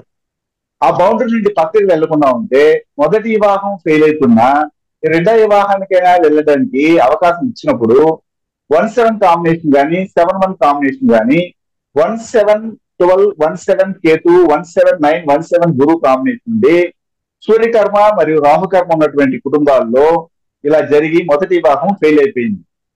వాళ్ళకి వివాహం రద్దు అయిపోయింది, వివాహంలో నష్టం వచ్చింది. ఇప్పుడు రెండవ వివాహానికి వెళ్తున్నారు. అయితే ఇందులో ముఖ్యంగా నేను చెప్పిన నక్షత్రాలు అయితే ఏంటంటే, పునరుష నక్షత్రం మిథునంలోను, కర్కాటకంలో ఉంటుంది. అలాగే మఖా నక్షత్రం సింహంలో ఉంటుంది.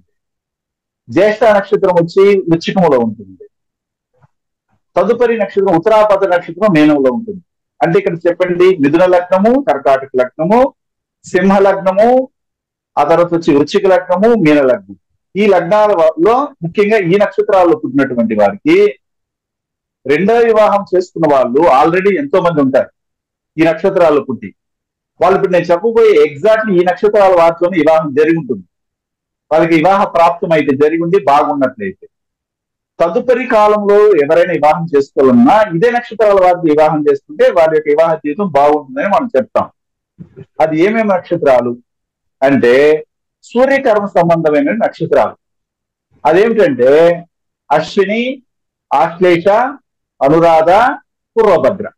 ఈ 4 నక్షత్రాలు రాశిపడి నక్షత్రం కానీ, లగ్న పాయింట్ పడి నక్షత్రం కానీ, లగ్నాధిపతి పడి నక్షత్రం కానీ ఉండి వారు వివాహానికి వెళితే, ఈ పునరుషు, జ్యేష్ఠ, మక, ఉత్తరాభద్ర నక్షత్రాలు వారు ఇది బాగా హోల్డ్ గుడ్ అనమాట. అంటే చాలా చక్కగా వాళ్ళకి వర్తిస్తుంది, మంచి జీవితం ఏర్పడుతుంది. ఇది ఒకటి ఆప్షన్. కావాలంటే మీరు పరీక్ష చేసుకోవచ్చు. ఇదే విధంగా దీనికి ఇంకొక కంపారిటిబిలిటీ చెప్తాం. ఇది ప్రపంచంలో యూనివర్సల్ గా ఎంతమంది అయినా ఉండండి, ఒక పునరుష నక్షత్రంలో ఒక బిడ్డ పుడతా ఉంది, అమ్మాయి కావచ్చు లేదా అబ్బాయి కావచ్చు, వాళ్ళ తండ్రి ఎలా ఉంటారు. అదే విధంగా మకా నక్షత్రంలో ఒకరు కూర్చున్నారు, వాళ్ళ తండ్రి ఎలా ఉంటారు, ఏ నక్షత్రాల్లో ఉంటారు. జ్యేష్ఠ నక్షత్రంలో ఒకరు కూర్చున్నారు, వారి తండ్రి ఏ నక్షత్రాల్లో పుట్టింటారు, ఏ నక్షత్రాలతో కనెక్ట్ అయి ఉంటారు.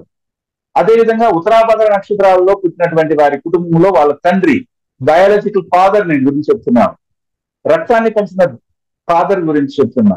ఖచ్చితంగా సూర్యకర్మను తీసుకున్న వాళ్ళే ఉంటారు. ఇది యూనివర్సల్ ఫార్ములా. కావాలంటే దీన్ని చెక్ చేసుకోండి. మన వీడియోని చూస్తున్న జూమ్ మీటింగ్ లో ఉన్నవారు కావచ్చు, లేదా ఇతర ఇప్పుడు లైవ్ లో పెట్టినప్పుడు మనం మీటింగ్ యూట్యూబ్ లో పెట్టినప్పుడు వెళ్తుంది. చాలా మంది చెక్ చేసుకున్నప్పుడు మీరు కామెంట్ పెట్టవచ్చు.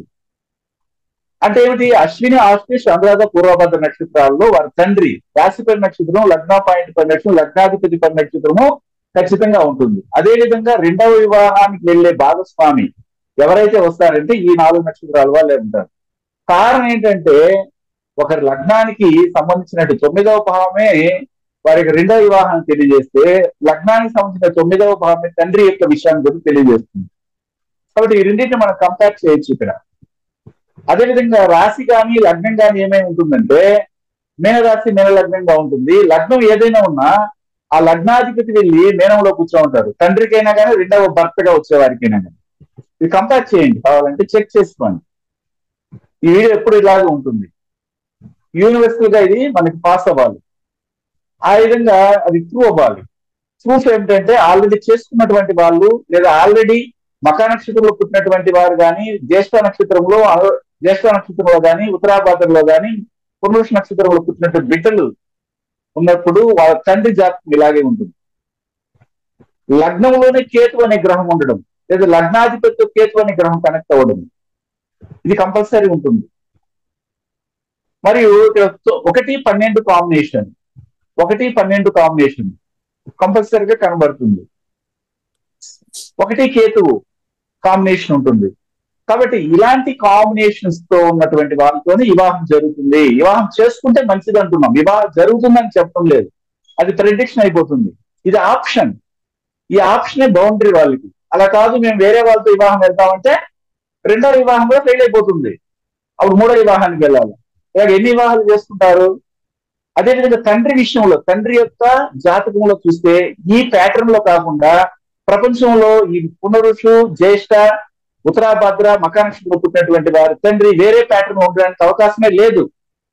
అలాగానే ఉంటే వీరి జాతకంలో మకా తర్వాత వచ్చి పునరుషు జ్యేష్ఠ ఉత్తరాభాద్ర నక్షత్రం లగ్న పాయింటే కాదు అని మనం నిర్ధారణ చేయొచ్చు, లేదా రాశిపడి నక్షత్రమే కాదని నిర్ధారణ చేయొచ్చు. అంటే వాళ్ళు చెక్ చేసుకోవాలి మళ్ళీ ఒకసారి. ఇలాగా 2వ వివాహానికి కానీ తర్వాత వచ్చి తండ్రికి సంబంధించినటువంటి విషయంలో ఇలాంటి వాటిని మనం ఒక ప్యాటర్న్ గా ఇవ్వచ్చు. ఇది మీకు మళ్ళీ ఉపయోగపడుతుంది. ఇలాగ ఒక్కొక్క విషయాన్ని మనం కూడా నెక్స్ట్ రాబోయే జూమ్ మీటింగ్ లో కూడా చర్చిస్తాము. అయితే నేను తెలియజేసే విషయం ఏమిటంటే మన జూమ్ మీటింగ్ లోకి అధిక పక్షంలో మన దగ్గర చదువుకున్నటువంటి వాళ్ళు కానీ రాగలిగితే అనేకమైన డౌట్స్ చేయడానికి అవకాశం ఉంటుంది. ఆ డౌట్స్ నేను క్లారిఫై చేయడం వల్ల ఆ సబ్జెక్ట్ అనేది ఇంకా ఫ్లరిష్ అవుతుంది. అనేకమైనటువంటి విషయాల్ని నాలో దాచుకుని ఉంది, దాన్ని మీకు చెప్పలేని పరిస్థితి ఇప్పుడు ఉంది. ఎందుకంటే మీరు అడిగితేనే నేను చెప్పడానికి నేను ప్రయత్నం చేస్తాను, కానీ నేనే క్వశ్చన్ వేసుకొని నేనే ఆన్సర్ ఇచ్చుకోవడం అది సబబు కాదు. కాబట్టి మన దగ్గర ఎవరైతే దాదాపు ఇప్పుడు 63 మంది ఉన్నారు స్టూడెంట్స్, వాళ్ళందరూ కూడా కనీసం ఒక 50% అయినా కానీ జూమ్ మీటింగ్ లోకి రాగలిగితే నేను సంతోషిస్తాను. ఇది మీరు గమనించాలి. మీరేం చేస్తారు, జూమ్ మీటింగ్ లోకి వచ్చిన వాళ్ళు మీరు గ్రూప్ ఉంది కదా, ఆ గ్రూప్ లో ఉన్న ఫోన్ నెంబర్కి ఫోన్ చేయండి. ఏమంటే మేము జూమ్ లో DNA ఆస్ట్రాలజీ గ్రూప్ లో ఉన్నాము, మీరు ఎందుకు రావట్లేదు ఏంటి, మనమంతా డిస్కస్ చేస్తే బాగుంటుంది కదా. మీరు కలవాలా. ఎప్పుడైతే ఒక జ్యోతిష్యుడు మాట్లాడడం మొదలు పెడతాడో అప్పుడు మాత్రమే వాళ్ళు డెవలప్ అవుతారు. జ్యోతిష్యులు మౌనంగా ఉన్న రోజులు మీ ఫీల్డ్ లో ఎప్పటికీ డెవలప్ కారు. జ్యోతిష్యుడు అంటే మాట్లాడాలా, జ్యోతిష్యుడు అంటే తమ విషయాలను బయటకు చెప్పాలా. లేదా మీరు గొప్ప వాళ్ళని ఎవరికి నిర్ధారణ చేస్తారు? మీకు అన్ని వచ్చని మీరు లోపలే పెట్టుకుంటే కొన్ని విషయాల్ని కొన్ని రోజుల తర్వాత మర్చిపోతారు. కాబట్టి డిస్కషన్ చేయాలి, ఇంటరాక్షన్ అనేది చాలా ఇంపార్టెంట్ అనమాట. దేనికి? జ్యోతిష్యంలో డెవలప్ అవడానికి. ఇది గమనించగలరు.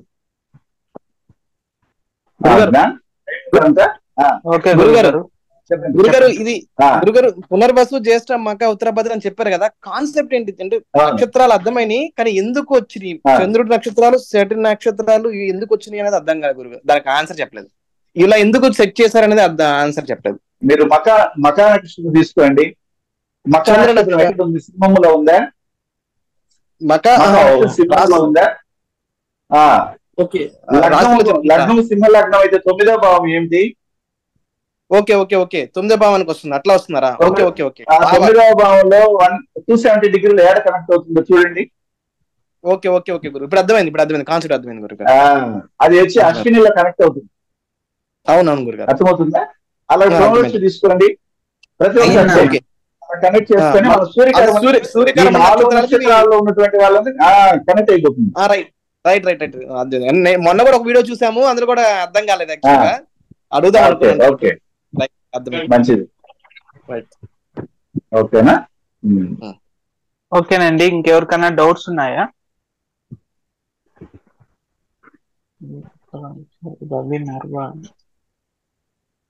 సరే గురువు గారు. ఓకే, టైం అయిపోయిందా? టైం ఏం కాలేదు గురుగారు. జ్ఞాన వేస్ మీ స్టూడెంటా లేకపోతే మీ రిలేటివ్ గురుగారు? నమస్కారం. ఆయన మళ్ళీ శిష్యులాగా అడుగుతారు డౌట్. అంతే కదా, మన పబ్లిక్ లో ఉన్నప్పుడు అలాగే అడగాలి. అంటే అదే డౌట్ అబ్బాయి అడుగుతాను మళ్ళీ మీరు. ఓకే జ్ఞానేష్ గారు హైదరాబాద్ లో ఉంటారా మీరు? అవునండి గురుగారు. Thank you. చెప్పండి, ఎవరో క్వశ్చన్ అడుగుతున్నారు. ఏం లేదు సార్, క్వశ్చన్ కాదు సార్. మీ గురించే సార్, మీ అబ్బాయి అని నేను ఎక్స్పెక్ట్ చేస్తున్నాను సార్. చేశారా? అంటే ఇప్పుడు మళ్ళీ జూమ్ మీటింగ్ లో డౌట్ అడుగుతున్నా, మళ్ళీ డౌట్ వచ్చింది గురువు గారు మళ్ళీ. ఓకే, ఇంకా సరేనండి. ఇంకెవరికన్నా డౌట్స్ ఉన్నాయా? ఇప్పుడు చెప్పిన విషయంలో గురువు గారు సెకండ్ మ్యారేజ్ కి కంపాటబిలిటీ చెప్పారు కదా, ఆ విషయంలో అర్థమైంది అందరికి? ఒక డౌట్ చెప్పండి సార్. ఒక డౌట్, ఫస్ట్ మ్యారేజ్ కి అయితే 8th హౌస్ లో ఒక మ్యాచ్ అయితే కదా సార్, 7th హౌస్ లో ఉన్నారు సార్ మ్యాచ్, 7th. బట్ దీనికి ఎందుకు మరి 9th house sir? 9th house ఇస్తా గురువు. మీ ఫస్ట్ సంతానం ఎక్కడ చూస్తాం మనము? 5th హౌస్ కదా సార్. సెకండ్ సంతానానికి 7th హౌస్. థర్డ్ సంతానానికి 9th హౌస్. అలాగే ఫస్ట్ మ్యారేజ్ కి వచ్చి 7 అయితే ఒక గది వదిలి ఒక గదికి వెళ్ళాలి 9th లోకి. థర్డ్ మ్యారేజ్ కి 9th మ్యారేజ్ 11 కి వెళ్ళాలి సార్. 11 కి వెళ్ళాలి. ఫోర్త్ మ్యారేజ్ కి అయ్యప్ప ఫస్ట్ హౌస్ లగ్నానికి వెళ్తాం. అలా తీసుకోవాలి. అలా తీసుకుంటే correct degree wise astrology, western astrology కూడా మనము దానిలో తీసుకొని చేస్తాము. అది మనకి యూజ్ అవుతుంది కాబట్టి ఒక పాయింట్ మనం అక్కడ యాడ్ చేసుకుందాం. ఓకేనా? పునర్వసుకి కంపల్సరీ రెండో వివాహం ఉందా అండి? పునర్వసు అలాగని లేదే, అలాగని లేదే. రెండవ వివాహం ఉంటుందనేది లేదు. కాకపోతే వాళ్ళు ఏం చేస్తున్నారు, చెప్పుడు మాటలు విని, వేరే వాళ్ళు చెప్పిన మాటలు విని వాళ్ళ జీవితాలను నాశనం చేస్తే రెండో వివాహానికి వెళ్తున్నారు. మొదటి వివాహాన్ని కరెక్ట్ గా మనం పొంతనాలు చేసి చూస్తే రెండో వివాహానికి వెళ్లాల్సిన అవసరం లేదు. నేను అది మొదట చెప్పిన, ఒకవేళ దురదృష్టవశాత్తు పునరుషు మక జ్యేష్ఠ ఉత్తరాపత్ర వాళ్ళు రెండో వివాహానికి వెళ్ళాలనుకుంటే, మొదటి వివాహం ఏదో రకంగా ఫెయిల్ అయి ఉంటే వీరితోనైనా చేసుకోండి, ఆ జీవితం బాగుంటుందని మనం చెప్పాం ఈ వీడియో స్టార్ట్ చేసినప్పుడే. అలాగని వీళ్ళందరికీ రెండో వివాహాలు జరుగుతాయని మాత్రం అపోహ పడకండి. అంటే 2-3 పునర్వసు వాళ్ళు ద్వితీయ వివాహానికి వెళ్ళారంటే భార్య పోవడం అలా. ఎందుకు చెప్తామంటే వాళ్ళు ఇతరులు చెప్పింది బాగా వినేస్తారు. భార్య గురించి ఎవరైనా వేరే వాళ్ళు చెప్పినా నమ్ముతారు, భర్త గురించి వేరే వాళ్ళు చెప్పినా ఏం నమ్మేస్తుంది, అక్కడే సగం విడిపోతారు. పునరుష నక్షత్రంలో పుట్టింది కర్కాటక రాశిలో ఎవరండి? రాముడు కదా. రాముడు ఏం చేశాడు? శ్రీరామచంద్రుడు ఎవరో చెప్పిన మాటలు వినేసి అడవులకు పంపేలా అలాగనమాట వీళ్ళ జీవితం. కాబట్టి తిరిగి తీసుకునేసరికి మొత్తం కోల్పోతారు. అక్కడ సంతాన దోషం వచ్చేస్తుంది, భార్య సుఖం ఉండదు, ఎక్కడో ఒక చోట ఇబ్బందులు పడి ఒంటరి జీవితాన్ని అనుభవిస్తుంటారు. అంటే ఇవన్నీ కూడా మన పురాణాలు అబద్ధం చెప్పవు, అవి మనకి ఒక ఉదాహరణలుగానే వస్తూనే ఉంటాయి. అవి కూడా కొన్ని చోట్ల సంభవిస్తాం. ఓకేనా?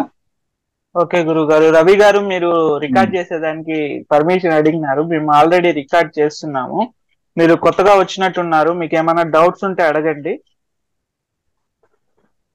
కానీ 9 minutes ఉంది గురువు గారు, సెషన్ ఎండ్ అయిపోతుంది 9 minutes లో. ఓకే ఓకే గురువు గారు, ఇప్పుడు మనము అడగండి. ఎవరో క్వశ్చన్ అడుగుతున్నారు సార్. మీరు చెప్పేయండి సార్, మళ్ళీ అడుగుతాను. మీరు అడగండి క్వశ్చన్, నేను లాస్ట్ లో అడుగుతాను. ఏం లేదు సార్, మీరు చాలా బాగా చెప్తారు. మీ సార్ మీకు చెప్తున్నాను, మీ అబ్బాయి చాలా బాగా చెప్తారు సార్. యూట్యూబ్ లో చాలా రీల్స్ అంతా చూస్తూ ఉంటాను. చాలా బాగా చెప్తారు. ఎప్పటి నుండి నేర్పించినారు సార్ వాళ్ళకి? చిన్నప్పటి నుండే?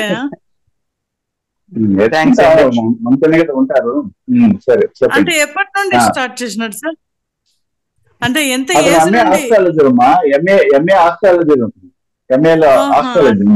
తెలుసు సార్, విన్నాను. చాలా బాగా చెప్తారు సార్, మీ ఎంత అయిపోతారు సార్. Thanks sir. అడగండి రవి గారు, ఏదో క్వశ్చన్ అడుగుతున్నారు. ఏదో అడుగుదామని ట్రై చేశారు. చెప్పండి గురువు గారు. డౌట్ ఉందా రవి గారు? ఇప్పుడు నమస్కారం. చెప్పండి. చదువు విషయంలో కొంచెం అంటే ఎవరికి ఏ చదువు నప్పుతుంది అన్న విషయం గురించి సరిగ్గా వినపట్లేదే, మీ సౌండ్ వాయిస్ లోగా ఉందండి. అదే చదువు విషయంలో ఒక్కొక్కరికి ఒక్కొక్క చదువు గురించి ఉంటుంది కదా, ఆ విషయం గురించి. ఓకే, చదువు విషయం అంట గురువు గారు. చదువు విషయంలో ఒక్కొక్కరికి చదువు ఉంటుంది, ఒక్కొక్కరికి ఒక్కొక్క చదువు ఉంటుంది గురువు గారు, దాని గురించి అన్నారు. కంప్లీట్ చేయండి. అంటే ఇప్పుడు కోర్స్ తీసుకుంటున్నారు కదా గురువు గారు, చెప్పండి అన్నది ఆ విషయం గురించి. అంటే 10th తర్వాత ఇంటర్ తర్వాత అండి? 10th తర్వాత ఏంటి చదవాలి అలా ఆ విషయం గురించి అన్నమాట. దానికి మీరు ఏం చేయాలంటే ఎవరి కోర్సు ఎవరు అయితే 10th అయిన తర్వాత ఏ కోర్సు తీసుకోవాలన్న విషయాన్ని మనం జాతకాన్ని పరిశీలించి చూడాలి. వాళ్ళు ఏమి కర్మారీషి తీసుకున్నారు, రాశి, లగ్నము, లగ్న పాయింట్, లగ్నాధిపతి ఏం తీసుకున్నారు, 6వ భావం 10వ భావం దేంతో సంబంధపడింది, దీన్ని బట్టి వాళ్ళు ఏ విధంగా ఏ ప్రొఫెషన్ లో సెటిల్ అయితే బాగుంటుందని మనం 2-3 ఆప్షన్ ఇస్తాము. ఆ తర్వాత ఆ బిడ్డ జాతకంలో మనం ఆప్షన్ ఇచ్చినప్పుడు దేంట్లో అయితే అబ్బాయికి ఎక్కువ ఇంట్రెస్ట్ ఉందో చూడాలి. మరియు వెరీ స్ట్రాంగ్ కర్మ దేనికైతే ఉంటుందో దాన్ని మనము వాళ్ళకి చెప్పాలి, ఇలాగ ఉంది దీన్ని చేయించమని. వాళ్ళు కానీ అది కానీ ఫాలో అయ్యగలిగితే వాళ్ళు సక్సెస్ లైఫ్ ఇక్కడే పడిపోతుంది. మళ్ళీ మొత్తం కంప్లీట్ చేసుకున్న తర్వాత ఏం చేస్తే బాగుంటుందని అడిగే అవకాశం లేకుండా ఇప్పుడే మనం ఏం చేస్తామంటే వాళ్ళకి ఉదాహరణకి మనం చెప్తుంటాం కదా, ఒక నీట్ ఎగ్జామ్ లో పాస్ అవ్వాలని కానీ, లేదా డాక్టర్ అవ్వాలంటే కానీ, లేదా టీచర్ అవ్వాలన్నా కానీ, లాయర్ అవ్వాలన్నా కానీ, ఒక ఇంజనీరింగ్ లో సివిల్ ఇంజనీరింగ్, మెకానికల్ ఇంజనీరింగ్ చేసుకోవాలనుకున్నా కానీ, ఎలక్ట్రికల్ అంటే ఎలక్ట్రానిక్స్ ఇంజనీరింగ్ తీసుకోవాలనుకున్నా కానీ కొంతమంది ఆప్షన్స్ పెడుతుంటారు. ఇంటర్మీడియట్ లో ఎంపీస్ అందరూ తీసుకొస్తారు, తర్వాత వచ్చి ఆప్షన్ పెడతారు ఎంసెట్ రాసి. అప్పుడు ఏ ఆప్షన్ లో వెళ్తే ఇతను బాగుపడతాడు అప్పుడైనా అడగాలి. అప్పుడు కూడా అడగరు. వాళ్ళకి ఎలక్ట్రికల్ అండ్ ఎలక్ట్రానిక్స్ ఇంజనీరింగ్ చేస్తే ఫెయిల్ అవుతారని ఉంటుంది, కానీ అదే తీస్తారు. లేదా కెమికల్ ఇంజనీరింగ్ వెళ్తారు, కానీ వాళ్ళు ఏం తీసుకుంటే బాగుంటుంది అంటే వాళ్ళ కర్మారిష్టి 6వ భావాధిపతి 10వ భావాధిపతి, 6వ భావంలో గ్రహము 10వ భావంలో గ్రహం ఉన్నటువంటి విషయాలను తీసుకొని మనం వాళ్ళకి ప్రొఫెషన్ ని మనము డిసైడ్ చేస్తాం. అలా డిసైడ్ చేసిన వాళ్ళు కానీ వీలు కానీ దాన్ని ఫాలో అయితే ఖచ్చితమైన రిజల్ట్స్ వాళ్ళ జీవితాన్ని నిలబెట్టడానికి కావాల్సిన ప్రొఫెషన్ అనేది ఏర్పడుతుంది. ఓకేనా? ఓకేనా అండి రవి గారు? సార్ ఇప్పుడు చెప్పారు కదా సార్ 6లో ఏ గ్రహం ఉంటే అది, అవి ఎగ్జాంపుల్ ఇవ్వగలరా సార్? ఇప్పుడు 6వ భావంలో గురువు అనే గ్రహం ఉంది అనుకోండి. 6వ భావంలో గురువు అనే గ్రహం ఉంది. గురువు అంటే ఏమిటి? గురువు పుట్టిన నక్షత్రం తీసుకోవాలి, రాహు కర్మ. పుష్య నక్షత్రంలో పుట్టాడు. అప్పుడు ఆ పిల్లవానికి ముఖ్యంగా ప్రపోజల్ చేసి ఎలక్ట్రికల్ అండ్ ఎలక్ట్రానిక్స్ ఇంజనీరింగ్ చేయొచ్చు, ఆటోమొబైల్ చేయొచ్చు, కెమికల్స్ సంబంధమైన వృత్తుల్లోకి వెళ్ళొచ్చు. ఇలాగ మనం ప్రపోజ్ చేస్తాం. అర్థమవుతుందా? అలాగే 10వ భావంలో ఉన్న గ్రహాలను తీసుకోవాలి. ఇప్పుడు 6వ సూర్యుడు చంద్రుడు ఉన్నారు 10వ భావంలో. అలాంటప్పుడు వాళ్ళు బ్యాంక్ సెక్టర్ లో కానీ, టీచింగ్ ప్రొఫెషన్ లో కానీ వెళ్ళడానికి అవకాశం ఉంటుంది. ఎందుకంటే అది గురు కర్మను అక్కడ రేడియేట్ చేస్తుంది కాబట్టి. అయితే అక్కడ 6వ భావాధిపతి 10వ భావాధిపతి ఏ వెరీ స్ట్రాంగ్ కర్మ తీసుకున్నాడు, లేదా 6వ భావాధిపతి లేదా 10వ భావాధిపతి వెళ్ళి 11వ భావంలో ఉన్నారా, సివిల్ ఇంజనీరింగ్ తీసుకోవాలి. ఇది 6వ భావాధిపతి 10వ భావాధిపతి కలిసి ఏదో ఒక భావంలో కూర్చొని పుత్తిక, పుప్ప, మూల, రేవతి నక్షత్రాలు ఉన్నారా, లేదా 6వ భావంలో కానీ 10వ భావంలో శని ఉన్నారా, అప్పుడు సివిల్ ఇంజనీరింగ్ కానీ మెకానికల్ ఇంజనీరింగ్ తీసుకోవాలి. ఇట్లాగా మన కుశకర్మ సంబంధమైన వృత్తుల్లో వెళ్ళాలని మనం చెప్తాం. ఇలాగా ఒక్కొక్క ప్రొఫెషన్ మనం చూసిన వెంటనే వీళ్ళు ఈ ప్రొఫెషన్ కి సూట్ అవుతారని చెప్పేస్తే వాళ్ళు అక్కడికి డిసైడ్ చేసుకుంటారు కదా. మొత్తం కాలం అంతా వృధా చేసుకోకుండా దాన్ని నిర్ణయించగలిగితే డిఎన్ఏ ఆస్కాలి. ఓకేనా? ఓకే గురువు గారు. ఇంకా డౌట్స్ ఉన్నాయా ఎవరికన్నా? గురుగారు భగవాన్ అండి. ఇప్పుడు మనకి 2వ మ్యారేజ్ జాతకాలు ఎక్కువ వస్తూ ఉంటాయి. అయితే వాళ్ళు మనం ఎన్ని చూసినా గానీ కామన్ పాయింట్ ఏంటంటే అసలు 2వ పెళ్లి అవుతుందా అవ్వదా అనేది ఎక్కువగా వాళ్ళు ఫెడ్అప్ అడుగుతూ ఉంటారు. చాలా సంబంధాలు చూస్తున్నాం సార్, అవ్వట్లేదు, అసలు అవుతుందా లేదా. 2వ పెళ్లి అవుతుందా కాదని చెప్పడానికి మనం మొదట ఏం చేస్తామంటే వాళ్ళకి విడాకులు అవుతుంది గురుగారు. విడాకులు అయిపోయింది అనుకోండి, విడాకులు అవ్వక మునిపే వాళ్ళకి 2వ వివాహం ఉందా లేదా చెక్ చేయాలండి. విడాకులు అయిన తర్వాత 2వ వివాహం లేదంటే ఏం చేస్తారు?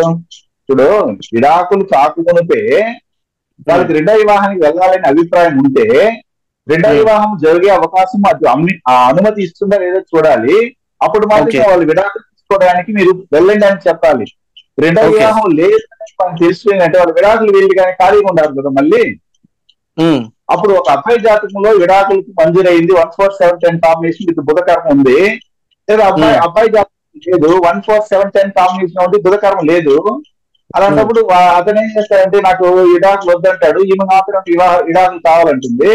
ఇది ప్రళాంగం అవుతుంది. అప్పుడు వీళ్ళిద్దరికి వివాహం చేయకుండా రెండో వివాహానికి వెళ్ళకుండా వీళ్ళిద్దరే కలిసిమెలిసి ఎట్లా కాంప్రమైజ్ అవ్వండి మన సలహా ఇవ్వాలి. ఓకే, అయిపోయింది గురువు గారు, విడాకులు అయిపోయినాయి. ఇప్పుడు రెండో పెళ్లి అవుతుందా? విడాకులు అయిపోయినట్లయితే ఏంటి విడాకులు అయిపోయినాయి గురువు గారు, కానీ ఎన్ని సంవత్సరాలు తిరుగుతున్నా సెట్ అవ్వట్లేదు. అసలు వాళ్ళ గొడవ ఏంటంటే అసలు పెళ్లి అవుతుందా, మా అబ్బాయికి రెండో పెళ్లి అవుతుందా లేదా, ఇన్నాళ్ళ నుంచి ట్రై చేస్తున్నాం అనేది. సో మా రెండో పెళ్లి అవ్వాలంటే వాళ్ళు కాదండి, రెండో పెళ్లి కావాలంటే ఆప్షన్ ఇప్పుడు చెప్పాను చూడండి, ఆప్షన్ కరెక్ట్ గా ఉండాలి. ఇప్పుడు నేను ఇప్పుడు ఆ నక్షత్రం అది కాదండి, రెండో పెళ్లి కావాలనుకుంటే ఇప్పుడు ఒక నక్షత్రం రాశిపతి నక్షత్రము లగ్నం పాయింట్ పది నక్షత్రం తీసుకొని 9th 270 డిగ్రీతో కనెక్ట్ అయ్యే నక్షత్రాల వారితో ఎతకమని చెప్పాలి. ఆ ప్రొఫెషన్ వారితో ఎతకమని చెప్పాలి. రెండో వివాహానికి వచ్చే భార్య కానీ లేదా భర్త కానీ వాళ్ళ ప్రొఫెషన్ 2 మరియు 6 భావాలతో కనెక్ట్ అవుతుందో చూడాలి. ఇదే జాతకంలో రెండవ భావంలో ఏ గ్రహం ఉంది, 6వ భావంలో ఏ గ్రహం ఉంది, రెండవ భావాధిపతి కానీ 6వ భావాధిపతి ఏ నక్షత్రాల్లో ఏ భావ సంబంధం కలిగి ఉన్నారు అనేది చూడాలి. అలాంటి ప్రొఫెషన్ వచ్చే వాళ్ళకి వీళ్ళకి భాగస్వామి వస్తారండి. ఇలాంటి ఆప్షన్ వదిలేసి అనుమతి లేనటువంటి జాతకాలన్నీ ఎత్తుకుతా ఉంటే ఎక్కడ వివాహం కుదురుతుంది? కుదరదు కదా. అట్లా మనం మొదటి ఇవ్వాలి, రెండో వివాహానికి ఈ నక్షత్రాల వాళ్ళని ఎత్తకండి, ఈ ప్రొఫెషన్ వాళ్ళని ఎత్తకండి, వాళ్ళ కుటుంబం ఇలా ఉంటుంది అన్నప్పుడు వాళ్ళ దాన్ని వచ్చి మనం ఇప్పటికి వదులుకునేసి ఉంటారు. అదే మీకు ప్రాప్తము. అది కాకుండా వేరే దానికి వెళ్ళడం వల్ల మీకు వివాహం జరగదు ఎప్పటికని చెప్పారు. ఓకే గురువు గారు, సెషన్ 1 minute ఉంది, ఎండ్ అయిపోతుంది. ఓకే అండి, ఈ సెషన్ లో కొంతమంది వచ్చారు కానీ నాకైతే సాటిస్ఫాక్షన్ లేదు. మన దగ్గర ఉన్నటువంటి విద్యార్థులు కానీ మిత్రులు కానీ శ్రేయభిలాషులు అందరూ కూడాను ఈ యొక్క జూమ్ మీటింగ్ రావడం అనేది చేస్తే ఈ జూమ్ మీటింగ్ సక్సెస్ అయినట్టుగా ఉంటుంది. మనము ఈ యొక్క డిఎన్ఏ ఆస్ట్రాలజీని ఎంత ఫాస్ట్ గా ప్రపంచానికి మనం పరిచయం చేయాలి, దాని అవసరం ఉంది. మనకన్నా కానీ తర్వాత వచ్చే తరానికి అంత అవసరం ఉంది, మన బిడ్డలకి అవసరం ఉంది.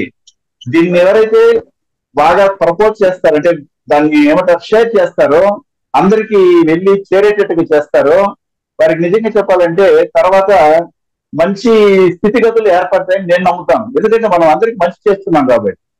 అంటే సర్వే జన సుఖినో భవంతు అన్నట్టుగా మనం చేసేది 10 మందికి మంచి జరిగినట్టుగా చేసేది మనం చేసే వృత్తి ద్వారా ప్రచారమే, ఇంకేం లేదు. దీనివల్ల మనకి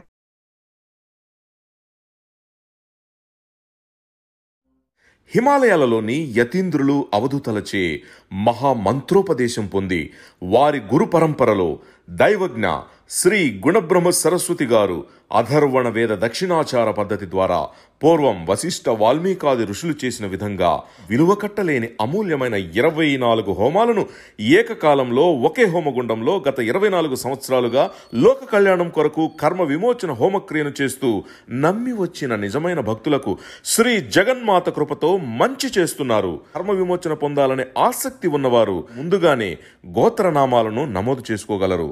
అడ్రస్ శ్రీ త్రిశక్తి పూజా మందిర్, తిరుపతి దగ్గర, రేణిగుంట, ఆంధ్రప్రదేశ్.